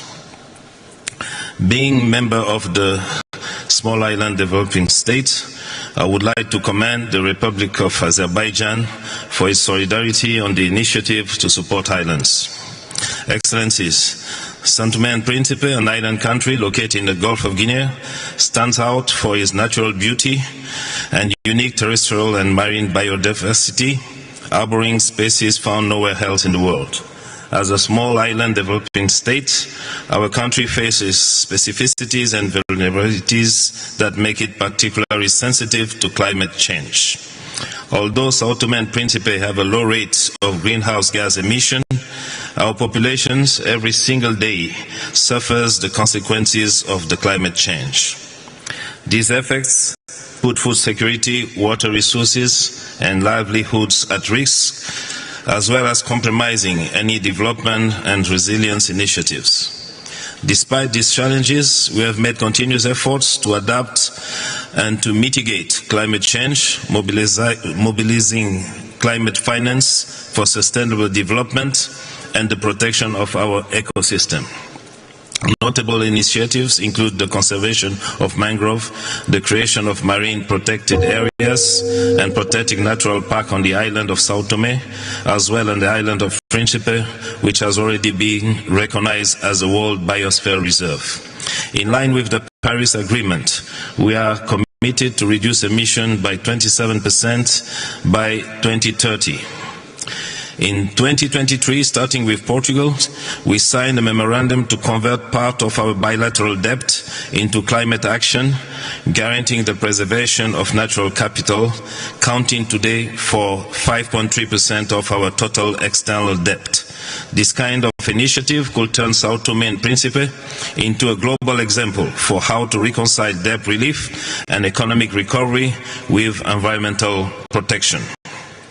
Today, at COP29, once again, tirelessly, we call for more funding for renewable energy, carbon capture and other green technologies for a rapid transition. Once again, we call for enacting stricter regulations and a fair and unified approach to the problem based on climate finance, climate justice and common sense. We will not give up. We need to increase global public awareness as, independent of geographies, fact and science is unequivocal about the world's conjuncture worsening. We are leaders leading people, and it's our responsibility to ensure that our decision and action brings concrete benefits for them capable of shaping the future of humanity. I thank you. Thank you, Your Excellency. It is my pleasure to welcome His Excellency Mr. Deacon Michel, Prime Minister of Grenada. Your Excellency, you have the floor.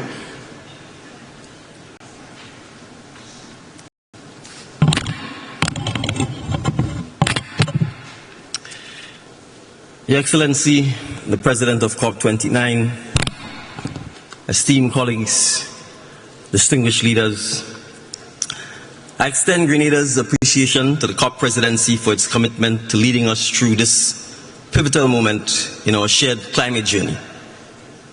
Grenada, and by extension CARICOM, stand ready to work in partnership with you toward a successful and truly impactful COP29. What do you say in 2 minutes, 30 seconds that makes a difference?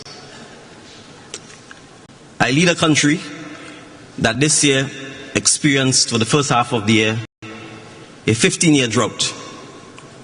And then on the first day of the second half of the year, experienced the earliest category 5 hurricane that devastated our islands of Carriacou and Petit Martinique. And at this very moment, as I stand here, yet again, my island is being devastated by flash flooding, landslides, and deluge of excessive rainfall, all in the space of a matter of a couple hours. That is the reality lived by small island developing states. And so it takes a lot of courage to come to this event. In fact, it's my first, it may be my last. The reality is, we're not here to beg. We're not here to ask for sympathy. We are here to say that it's one planet. It may be small island developing states today. It will be Spain tomorrow. It will be Florida the day after. It's one planet. It's one Earth. And the partnership that we are asking for, the partnership to finance climate adaptation, the partnership to finance climate resilience, is a partnership that works in the best interests of the planet and of all of mankind. So whether it's innovative financing tools like our catastrophic parametric risk insurance, or whether it's not using a big word like operationalize the loss and damage fund, but actually put the money in the fund and make it available for those of us who suffer the loss and damage. It's a partnership for mutual benefit. Because the lessons we learn in small island developing states of resilience, of adaptability, of sustainability is a lesson that we can share with the world. And that's all we are asking for, partnership. Thank you. Thank you, Your Excellency. It is my pleasure to welcome His Excellency Mr. Mian Mohammed Shehbaz Sharif, Prime Minister of Pakistan. Your Excellency, you have the floor.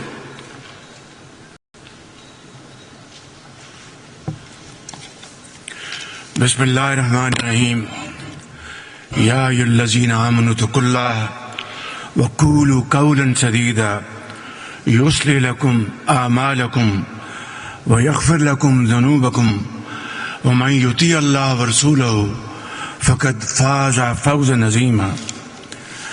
Excellencies, ladies and gentlemen, I would like to congratulate my very dear brother, President Ilham Aliyev, for organizing a wonderful event to understand the calamities which unfortunately some of the countries have already faced, and some will if we do not act to counter those measures which are so important at this point in time to have conducive environment so that a country like Pakistan, which faced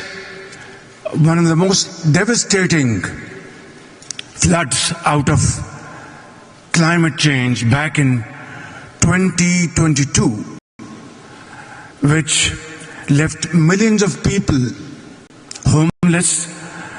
They were spending days and nights under open skies.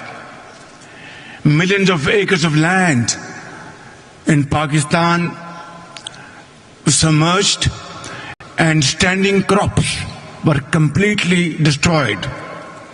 Millions of houses were absolutely submerged, and almost 1,700 people died. And of course, the loss to our economy was about $30 million. That was the cruel intensity of those floods. And this must be kept in mind, ladies and gentlemen, that Pakistan is one of those countries which hardly contribute 0.5% of emissions, global emissions, and yet we are vulnerable and in the list of those 10 countries which can, God forbid, face this kind of devastation again. My memories are still fresh. I was meeting people in Balochistan who were affected by these floods. A boy by the name of Ikramullah had lost everything. His entire village was erased from the face of the earth. His home was completely demolished, and his school was also submerged. And we had arranged his education to another part of Pakistan, and this boy is becoming a very productive hand of Pakistan, but not for all those who had suffered this calamity in Pakistan and other parts of the world. So, ladies and gentlemen, here is this opportunity that COP29 should understand, make this understanding loud and clear that we will have to fulfill those financial pledges committed in COP27, COP28, and yet I think those huge financial commitments have to be materialized. Ladies and gentlemen, we would also like to raise this point that 10 years ago in Paris, we had failed to stop the rise in emissions and catastrophic global warming.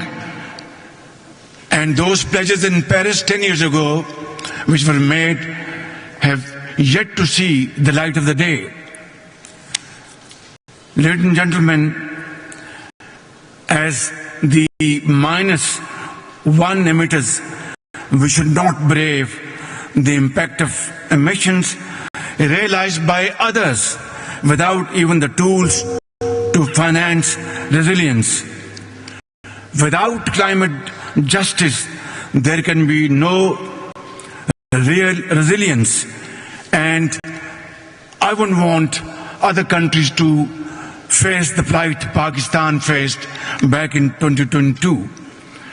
Ladies and gentlemen, Pakistan is a resilient, hard-working and responsible nation, and we are fully committed to being part of the global climate solutions. My government has taken concrete actions to deliver on its commitment of producing 60% of all energy from clean sources and shifting 30% of our vehicles to EVs by the end of this decade. At the same time, Pakistan is going to go through a renewable energy revolution. Last year, Pakistan presented a comprehensive national adaptation plan, and this year we have developed our national carbon market framework. But we cannot do it alone. Pakistan needs international support to deliver on its climate ambitions. Ladies and gentlemen, the hammer is on. I'd not like to take more time, but let me say, developing countries will need an estimated $6.8 trillion by 2030 to implement less than half their current NDCs. The same goes for adaptation and loss and damage. And in COP27, Pakistan led this phenomenon by our very able team led by Madam Shari Rahman.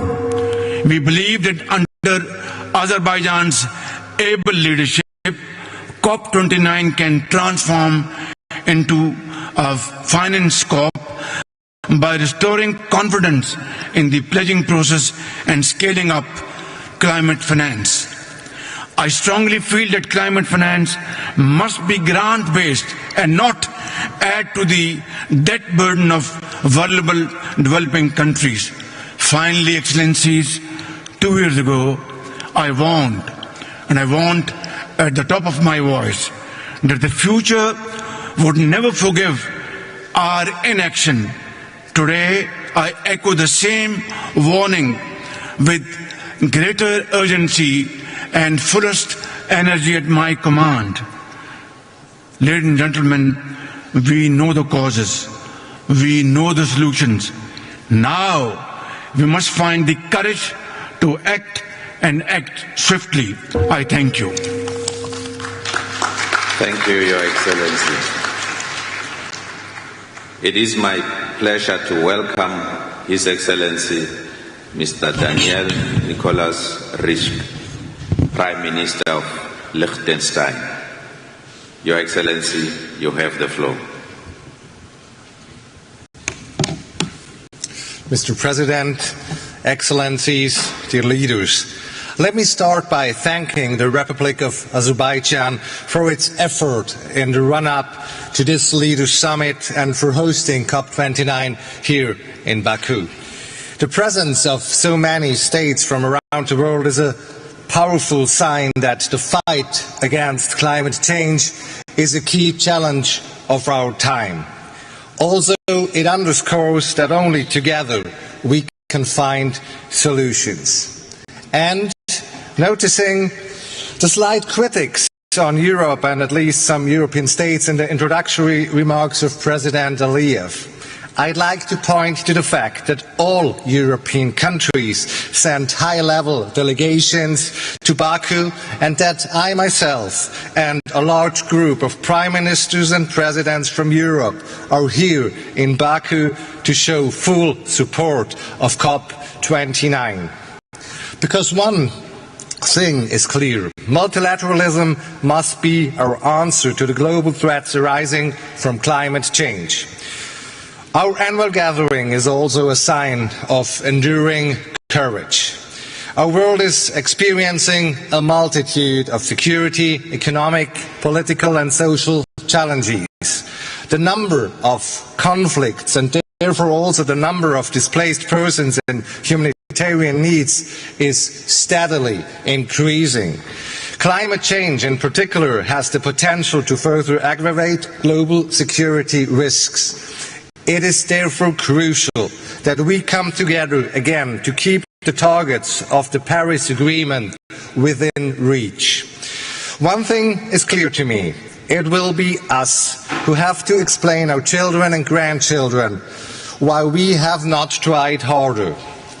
With a quarter of this century almost over, we all feel the increasingly negative consequences of human-made global warming.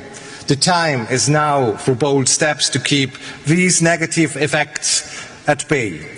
It is the challenge of our generation to shape the current political and economical system for a more sustainable future for all.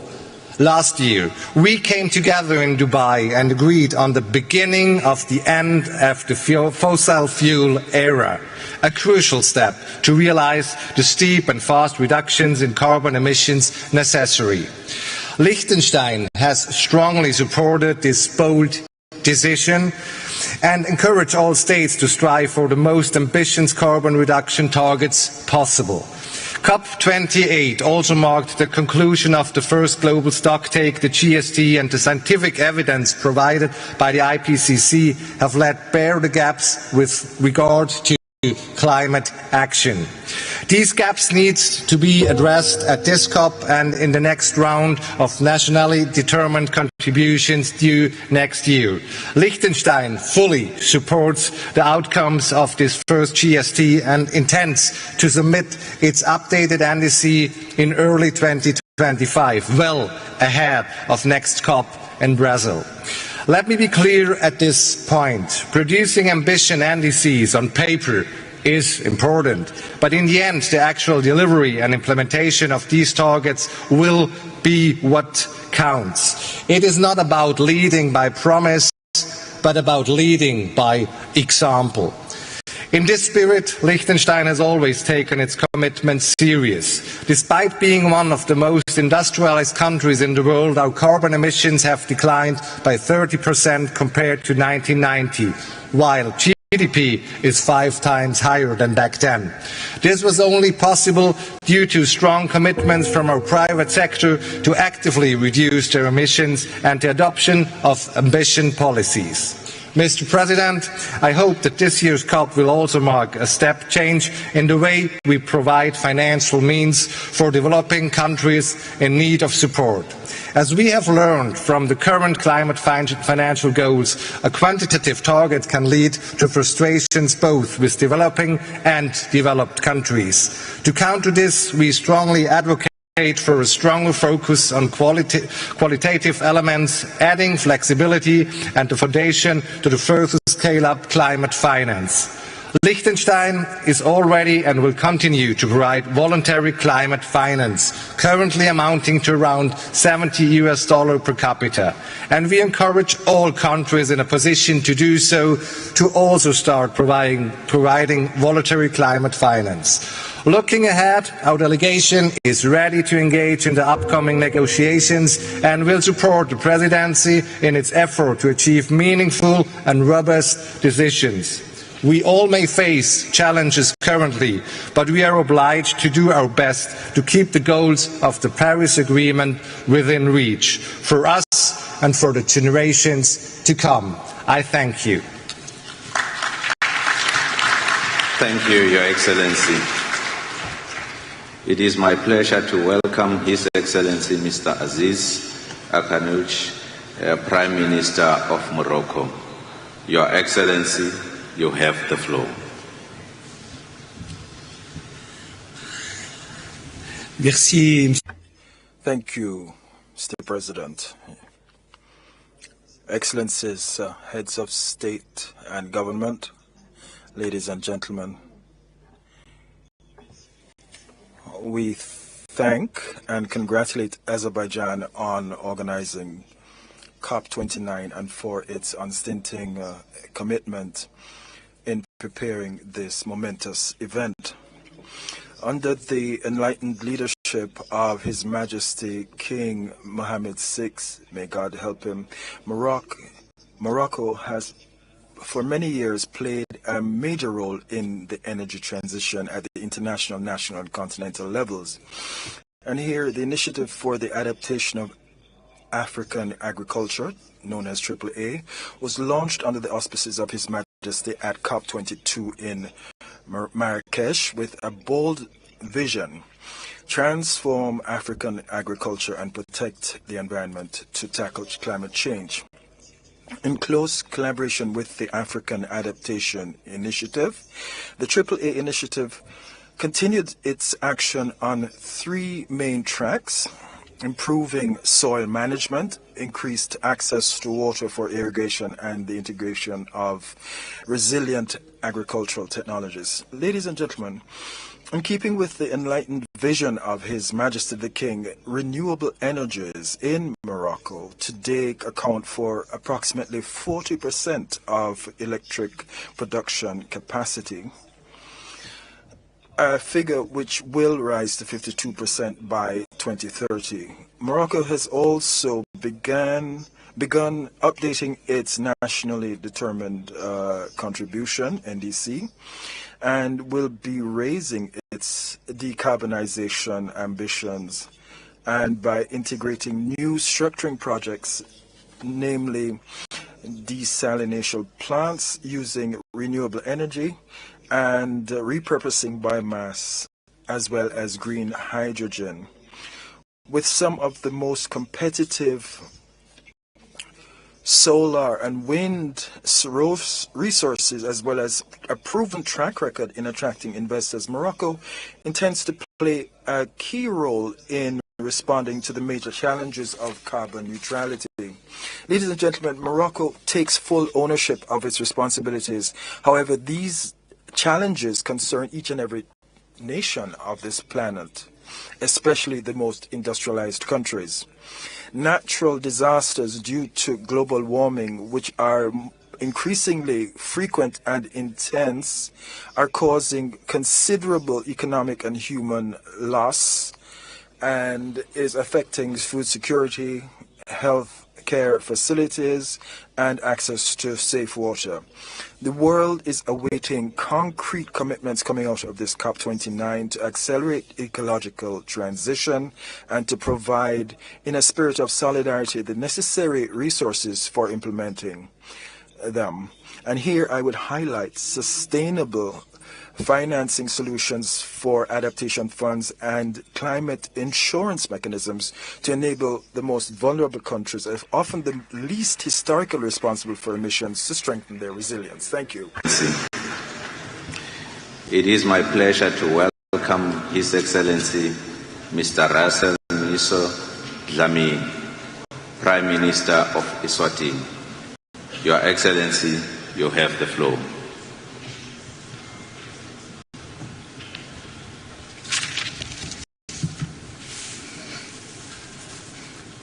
Excellency President Ilham Aliyev, President of the Republic of Azerbaijan, Your Excellencies, Mukhtar Babayev, President of the 29th Conference of State Parties to the UNFCCC. I am honored to deliver this statement on behalf of His Majesty King Mswati III, Head of State of the Kingdom of Eswatini.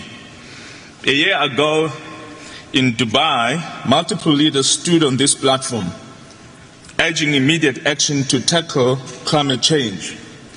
Since then, our countries, Eswatini included, have endured severe climate-induced events. In our case, these ranged from destructive hailstorms to droughts that have upended livelihoods, especially in agriculture, a key sector for the people of Eswatini. Excellencies, it is abundantly clear that we are at a critical juncture.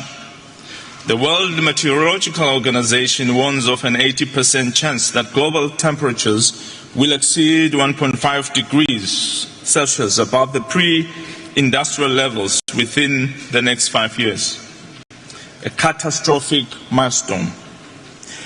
Meanwhile, the UNEP Adaptation Gap report highlights an adaptation cost gap projected to reach up to $340 billion by 2030.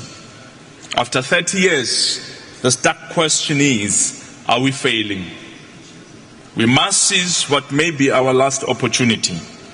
As Alexander the Great said, upon the conduct of each depends the fate of all. We must strengthen both our commitments and our collaborative efforts to tackle this global crisis. The recent UN Summit of the Future called for unity to safeguard our planet.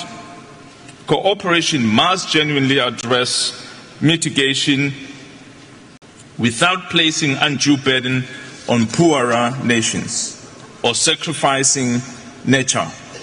Equitable solutions for all people, profits, and our planet are imperative. Meaningful action also demands that no country be left behind. In this regard, we urge the inclusion of the Republic of China and Taiwan in our collective climate response to leverage their contributions. Effective climate finance remains essential. Yet accessing these funds is overly complex for developing nations like Eswatini. We face frequent climate-induced disasters, compounded by financial barriers that reverse development gains.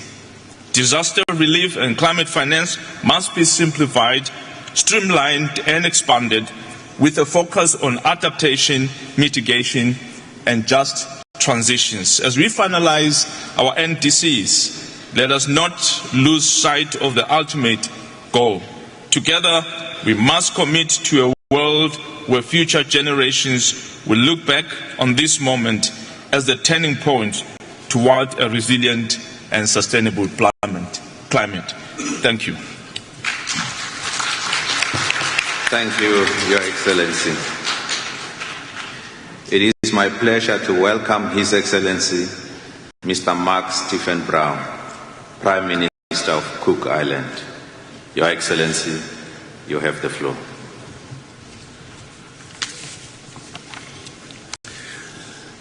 To the Honourable President of the Conference, Excellencies, distinguished delegates, Kia ora. I come from the Pacific, a part of the world that contributes 0.03% of carbon emissions to the world. The Paris Agreement goal of limiting global warming to 1.5 degrees Celsius remains within our reach, but only if you act decisively. And when I say you, I'm talking to the G20 countries who contribute 80% of global carbon emissions. How many countries in the Pacific are doing our part in mitigation with ambitious projects for 100% renewable energy? The science is clear. The world is warming, and the transition away from fossil fuels is non-negotiable. As underscored by last year's global stocktake outcome, this challenge goes beyond economics. It is about safeguarding our communities' resilience, even in the remotest corners. Climate change is not a distant threat. It is a present reality that we face every day in the Pacific. And now we see its impact in the developed countries, with Spain being the latest victim just a couple of weeks ago. We don't need to be enemies to each other. Climate change is and will continue to be the greatest enemy to all of us. We need to work together. Let me talk about climate finance. Climate finance is not just the catalyst for climate action. It is the essential ingredient. Developing countries need sufficient and reliable support to implement the Paris Agreement effectively. For small island developing states, specific finance provisions within the Paris Agreement recognize our unique vulnerabilities. A successful new collective quantified goal must reflect this. We call for minimum allocation floors on the new collective qualified goals for SIDS, directly linked with the provision goal. This floor should be no less than $40 billion in grant equivalent terms per year, a conservative estimate based on our pressing needs. To achieve meaningful progress, SIDS must have access to high levels of concessional finance. This means grant funding for adaptation efforts, not loans. It means grant-based finance for loss and damage response. Do the right thing by our countries. Don't make us jump hoops and then wait. Accelerating the financial support will bring us closer to the scaled-up finance and improved access envisioned by the Paris Agreement. While the Pacific faces the brunt of climate change through sea level rise, the erosion of small islands, flooding, droughts and extreme weather, inaction will lead to consequences felt globally, growing more severe with time. So let us ask ourselves, what if this was my home, my family? This shared sense of humanity should inspire us to work towards tangible, transformative outcomes over the coming days, ensuring that COP29 concludes with meaningful progress.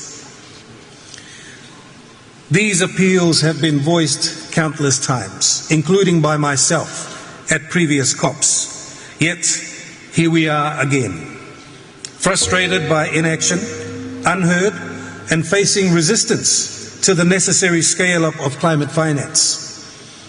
For the sake of those most vulnerable, we must set a path forward that aligns with the urgent realities we face. My country is ready, again, to play its part. The question remains, are we ready to act decisively and collaboratively for future generations? I thank you. Thank you, Your Excellency. It is my pleasure to welcome His Excellency Mr. Musalia Mudavadi, Prime Cabinet Secretary and Cabinet Secretary for Foreign and Diaspora Affairs of Kenya. Your Excellency, you have the floor. Thank you, Chair. Your Excellencies, distinguished heads of government and heads of state, Your Excellencies, distinguished delegates, I bring salutations from President William Ruto of Kenya, and I make this statement on his behalf. I congratulate you, Mr. President, on your election as the President of COP29 and commend the people and government of Azerbaijan for hosting this historic meeting. Similarly, I congratulate the leadership of the United Arab Emirates for the historic milestones and achievements made at COP28. The COP presidency has called on us to act in solidarity for a green world and to drive actions on finance, energy, agriculture, cities, and human development, climate peace nexus. I believe these bold areas hold a great promise in consolidating the gains already made as we escalate the fight against climate change, whose impacts are widespread. In Kenya, the impacts of climate change are an everyday reality. Currently, we are experiencing unusually warmer days, yet only 5 months ago, we experienced horrible floods that led to the deaths of 267 and displaced 281,000 people. The floods also destroyed critical infrastructure, including 1,967 schools, 62 health facilities. Besides, the droughts of last year destroyed livelihoods and killed over 2.4 million livestock. This troubling climate story is not confined to Kenya. Africa as a whole is already grappling with the climate-induced annual losses and damages on infrastructure, agriculture, water, tourism, and other climate-sensitive sectors, ranging from 9 to 12% of the continent's GDP. Consequently, this meeting is a demonstration of solidarity and intention to act together to change the tide and rewrite the climate story. I believe a green and resilient world is still within our reach during our lifetime. This finance COP can make it happen by agreeing to scale up the climate finance based on a new collective quantified goal, quantum for not less than $1.3 trillion annually from 2025. This is key to meet the adaptation and loss damage needs of developing countries. The COP should also agree on quantum of not less than $5.8 trillion for the implementation of NDCs by 2030. Further, we must agree to deliver this vital financing both in quality and urgency, as well as with transparency and ease of access. This is crucial in accelerating implementation of the national adaptation plans. We equally need to agree on a global goal on adaptation as we significantly increase ambition for the NDCs to limit a global temperature rise to 1.5 degrees Celsius above pre-industrial levels. The COP should agree on the investment measures to triple installed renewable energy capacity by 2030. Enhanced cooperation on carbon markets under Article 6 of the Paris Agreement has a huge untapped potential to unlock the much-needed public and private capital. I am aware the current carbon markets are facing price volatility and misallocation of credits, lack of uniform standards, and climate justice.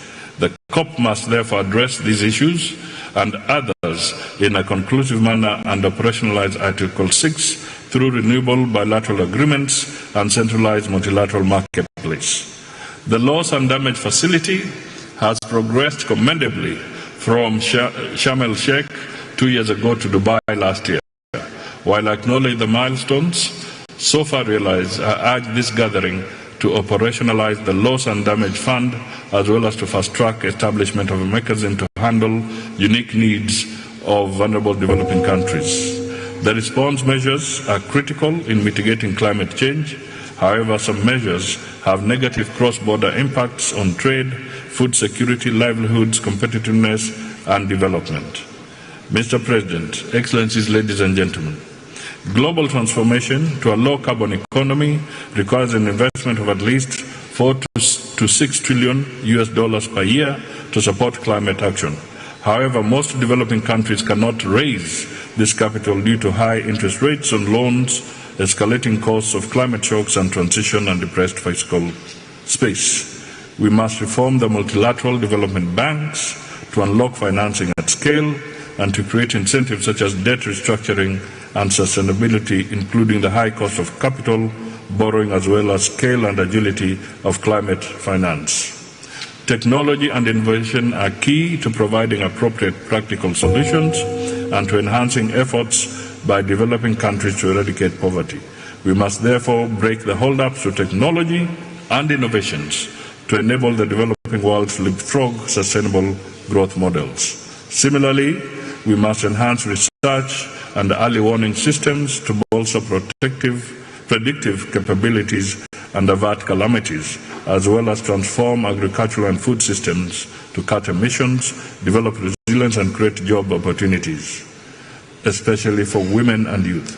Mr. President, to conclude, we need to confront the weak political will and the unsustainable economic interests that put profits over people and the planet, standing on the transition to a global low-carbon economy to achieve a green world.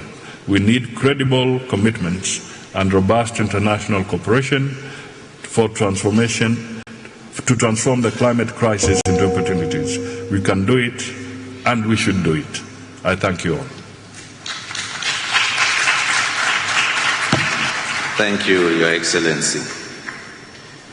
It is my pleasure to welcome Her Excellency Ms. Judith Siminwa Tuluka, Prime Minister of the Democratic Republic of Congo. Your Excellency, you have the floor.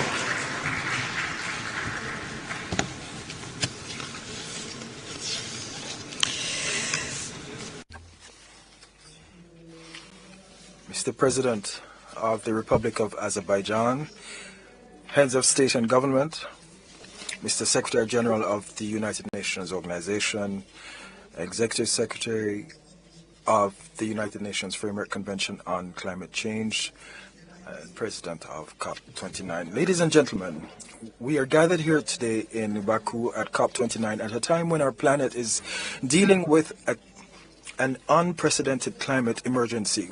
We can all observe that climate change is accelerating, challenging our projections and our adaptation capacity.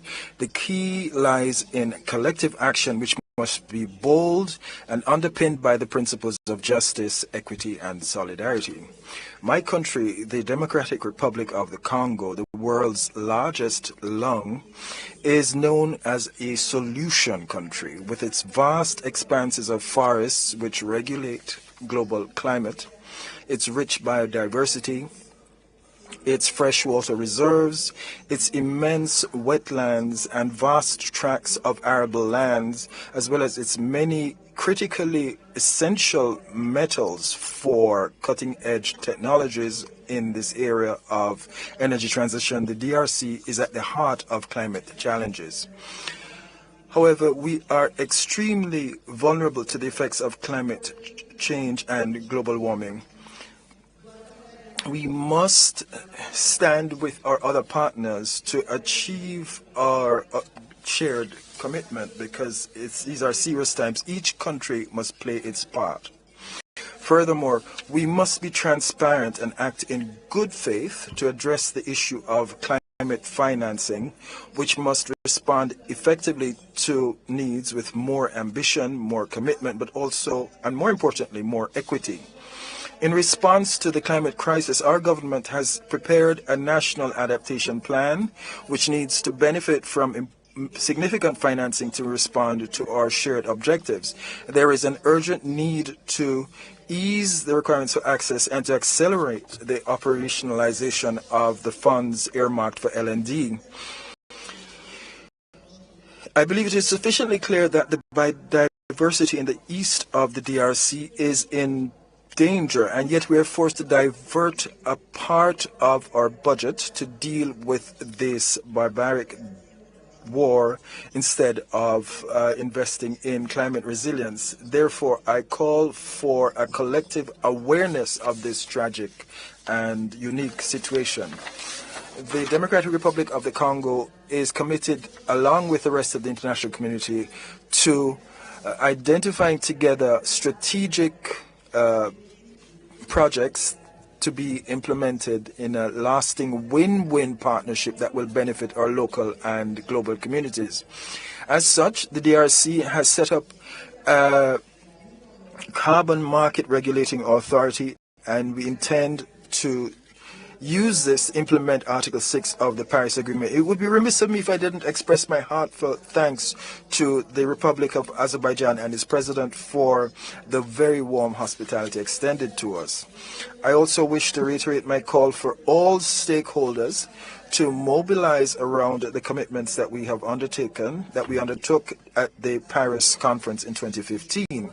As such, I would join other African group countries to call for the NCQG, the new collective quantified goal, to be established at to be set at $1.3 trillion by 2030, based on concrete results and specific needs of developing countries. I am deeply convinced when we all mobilize and are driven by a shared commitment to preserve our planet, this conference can achieve its objectives. Next year in Belém, we must ensure we can announce encouraging progress and make concrete achievements as part of our environmental commitments. Thank you. Thank you, Your Excellency. We will now suspend the statements for 15 minutes. Kindly keep your seats. We will resume shortly. Thank you.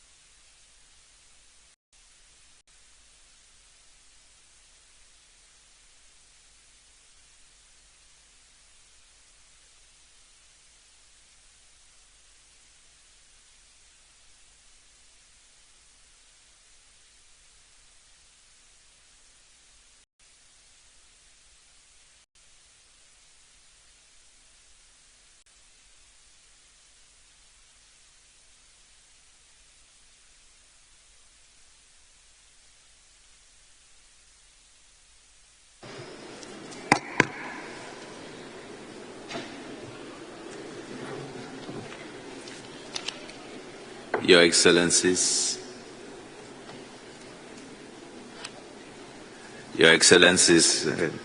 dear colleagues, we will now hear the special messages. And it is my pleasure to welcome His Excellency Mr. Cho Hong Sik, Special Envoy of His Excellency Mr. Yoon Suk Yeol, President of the Republic of Korea.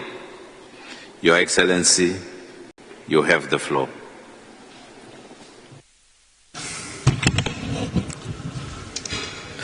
President of COP29, esteemed leaders and distinguished representatives, good afternoon.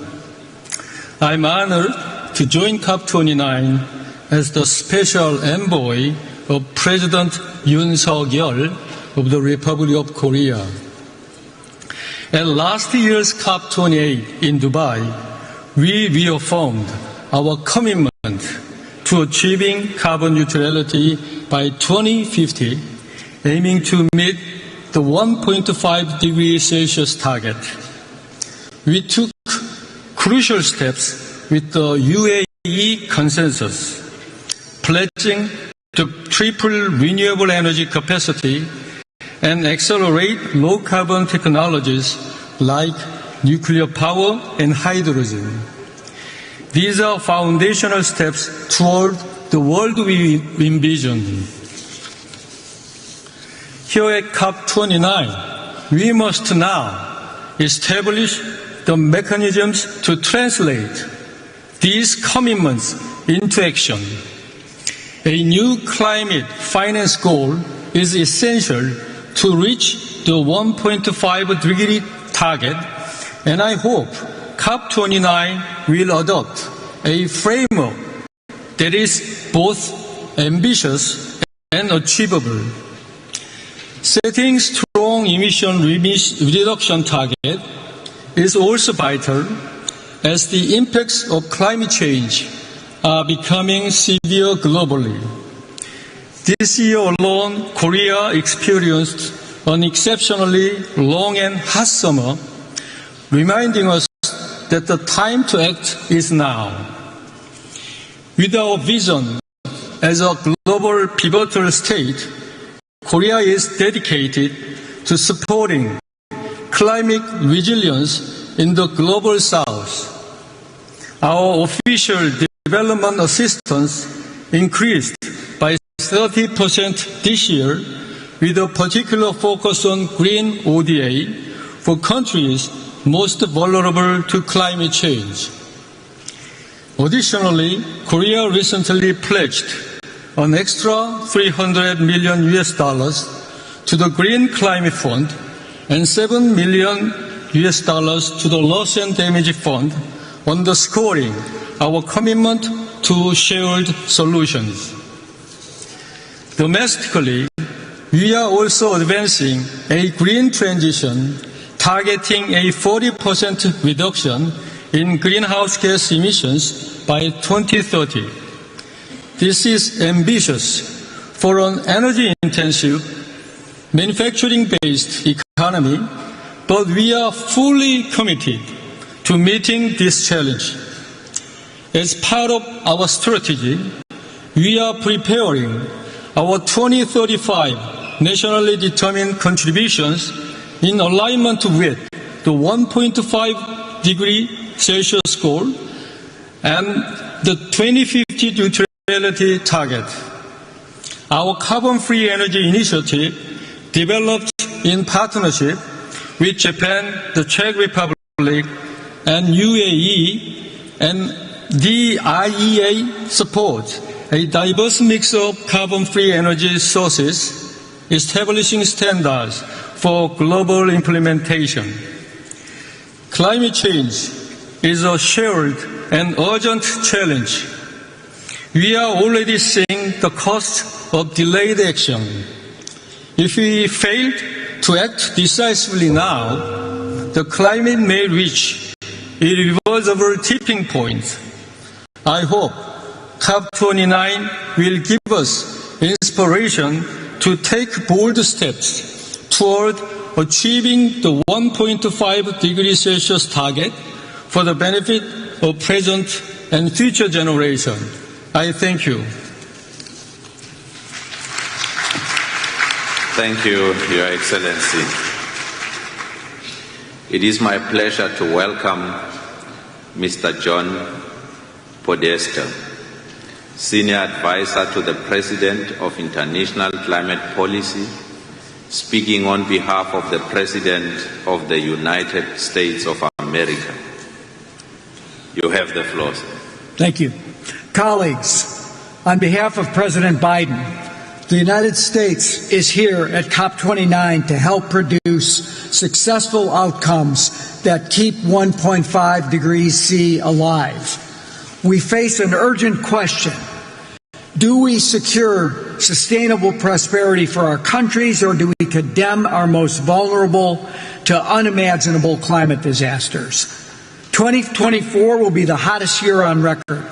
The consequences of a rapidly warming planet are all around us, from the hundreds of people killed by Hurricanes Helene and Milton in the United States to the millions of children at risk of starvation in southern Africa from the worst drought in decades, to the torrential rain that stranded students in schools and displaced nearly 100,000 people in Colombia.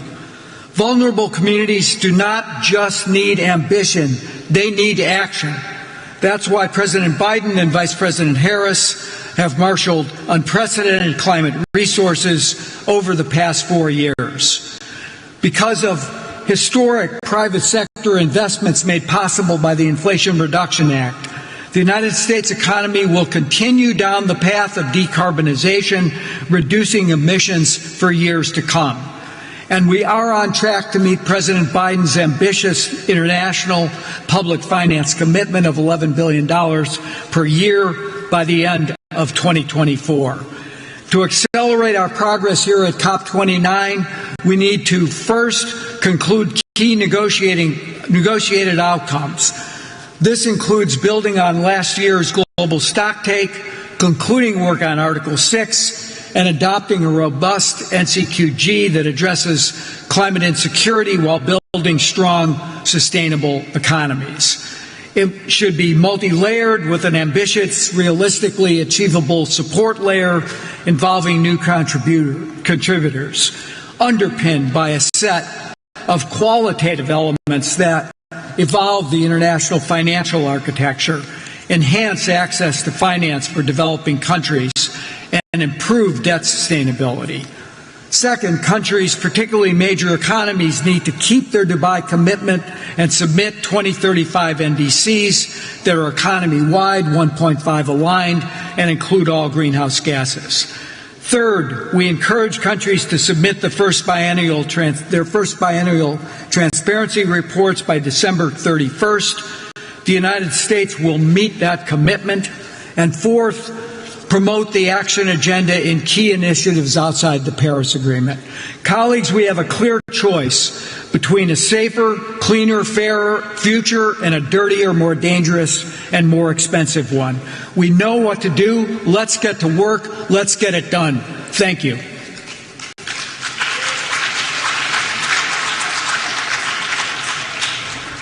Thank you. As I've indicated, we will shortly resume the first part of the high-level segment for statements. Please remain in your seats.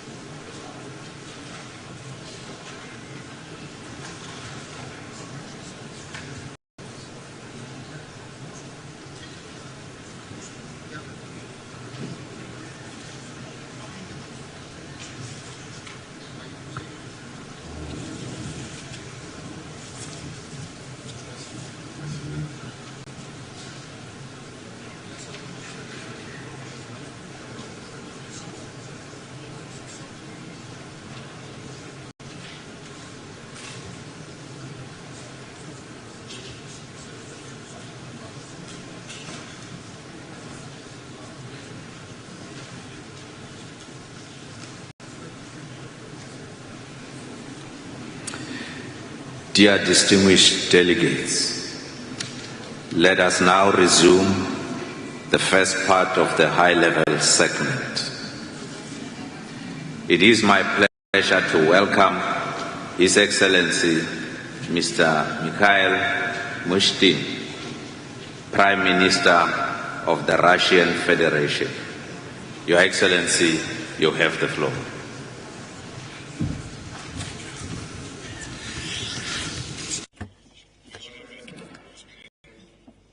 Distinguished Chair, ladies and gentlemen, I greet all the participants in the conference. Under the leadership of President Putin, Russia is taking active part in measures taken by the international community to combat global climate change in order to guarantee the well-being of future generations. We've managed to reduce greenhouse gas emissions virtually twofold compared to 1990. By 2050, we're planning to achieve carbon neutrality. We are placing emphasis on enhancing energy efficiency, developing electric transport, and introducing modern solutions in agriculture and forestry.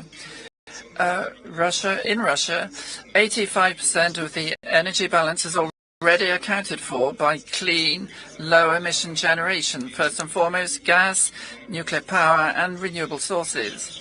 We are enhancing our own technologies and productive capacity to decarbonize various sectors. And of course, we use our natural resources. Our country possesses a fifth of global forestry resources, and the volume of absorption of carbon dioxide exceeds the equivalent of 1 billion tons. And President Putin has stressed that Russia is calling for the pooling of efforts to combat climate change. And here I'd like to highlight 4 priorities. Firstly, agreeing on a new collective goal for climate financing in the interests of developing states. We need to make support for them real and tailored to the conditions in which they find themselves. Moreover, the resources should be directed towards decarbonization of high-emission sectors as well. Secondly, it's important for the transition to low-emission energy to proceed without it being to the detriment of the development of low-income countries.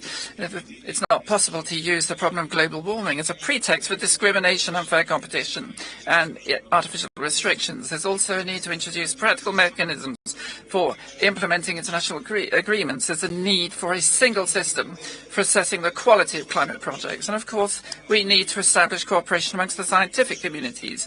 National research can replenish and clarify data on climate change on a global scale in order to ensure effective decisions for decarbonization and adaptation. Distinguished colleagues, Russia remains committed to low-carbon development. We are improving our legislation. We are extending voluntary assistance to vulnerable countries in the area of climate, and we are ready to continue such work in close dialogue with all interested states. Thank you for your attention. Thank you, Your Excellency. This brings us to the end of our national statements for today.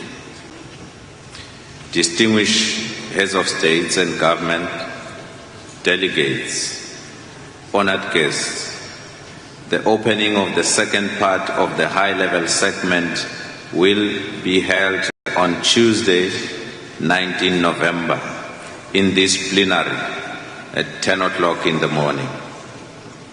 With this, I declare this joint meeting of the COP, CMP, and the CME adjourned.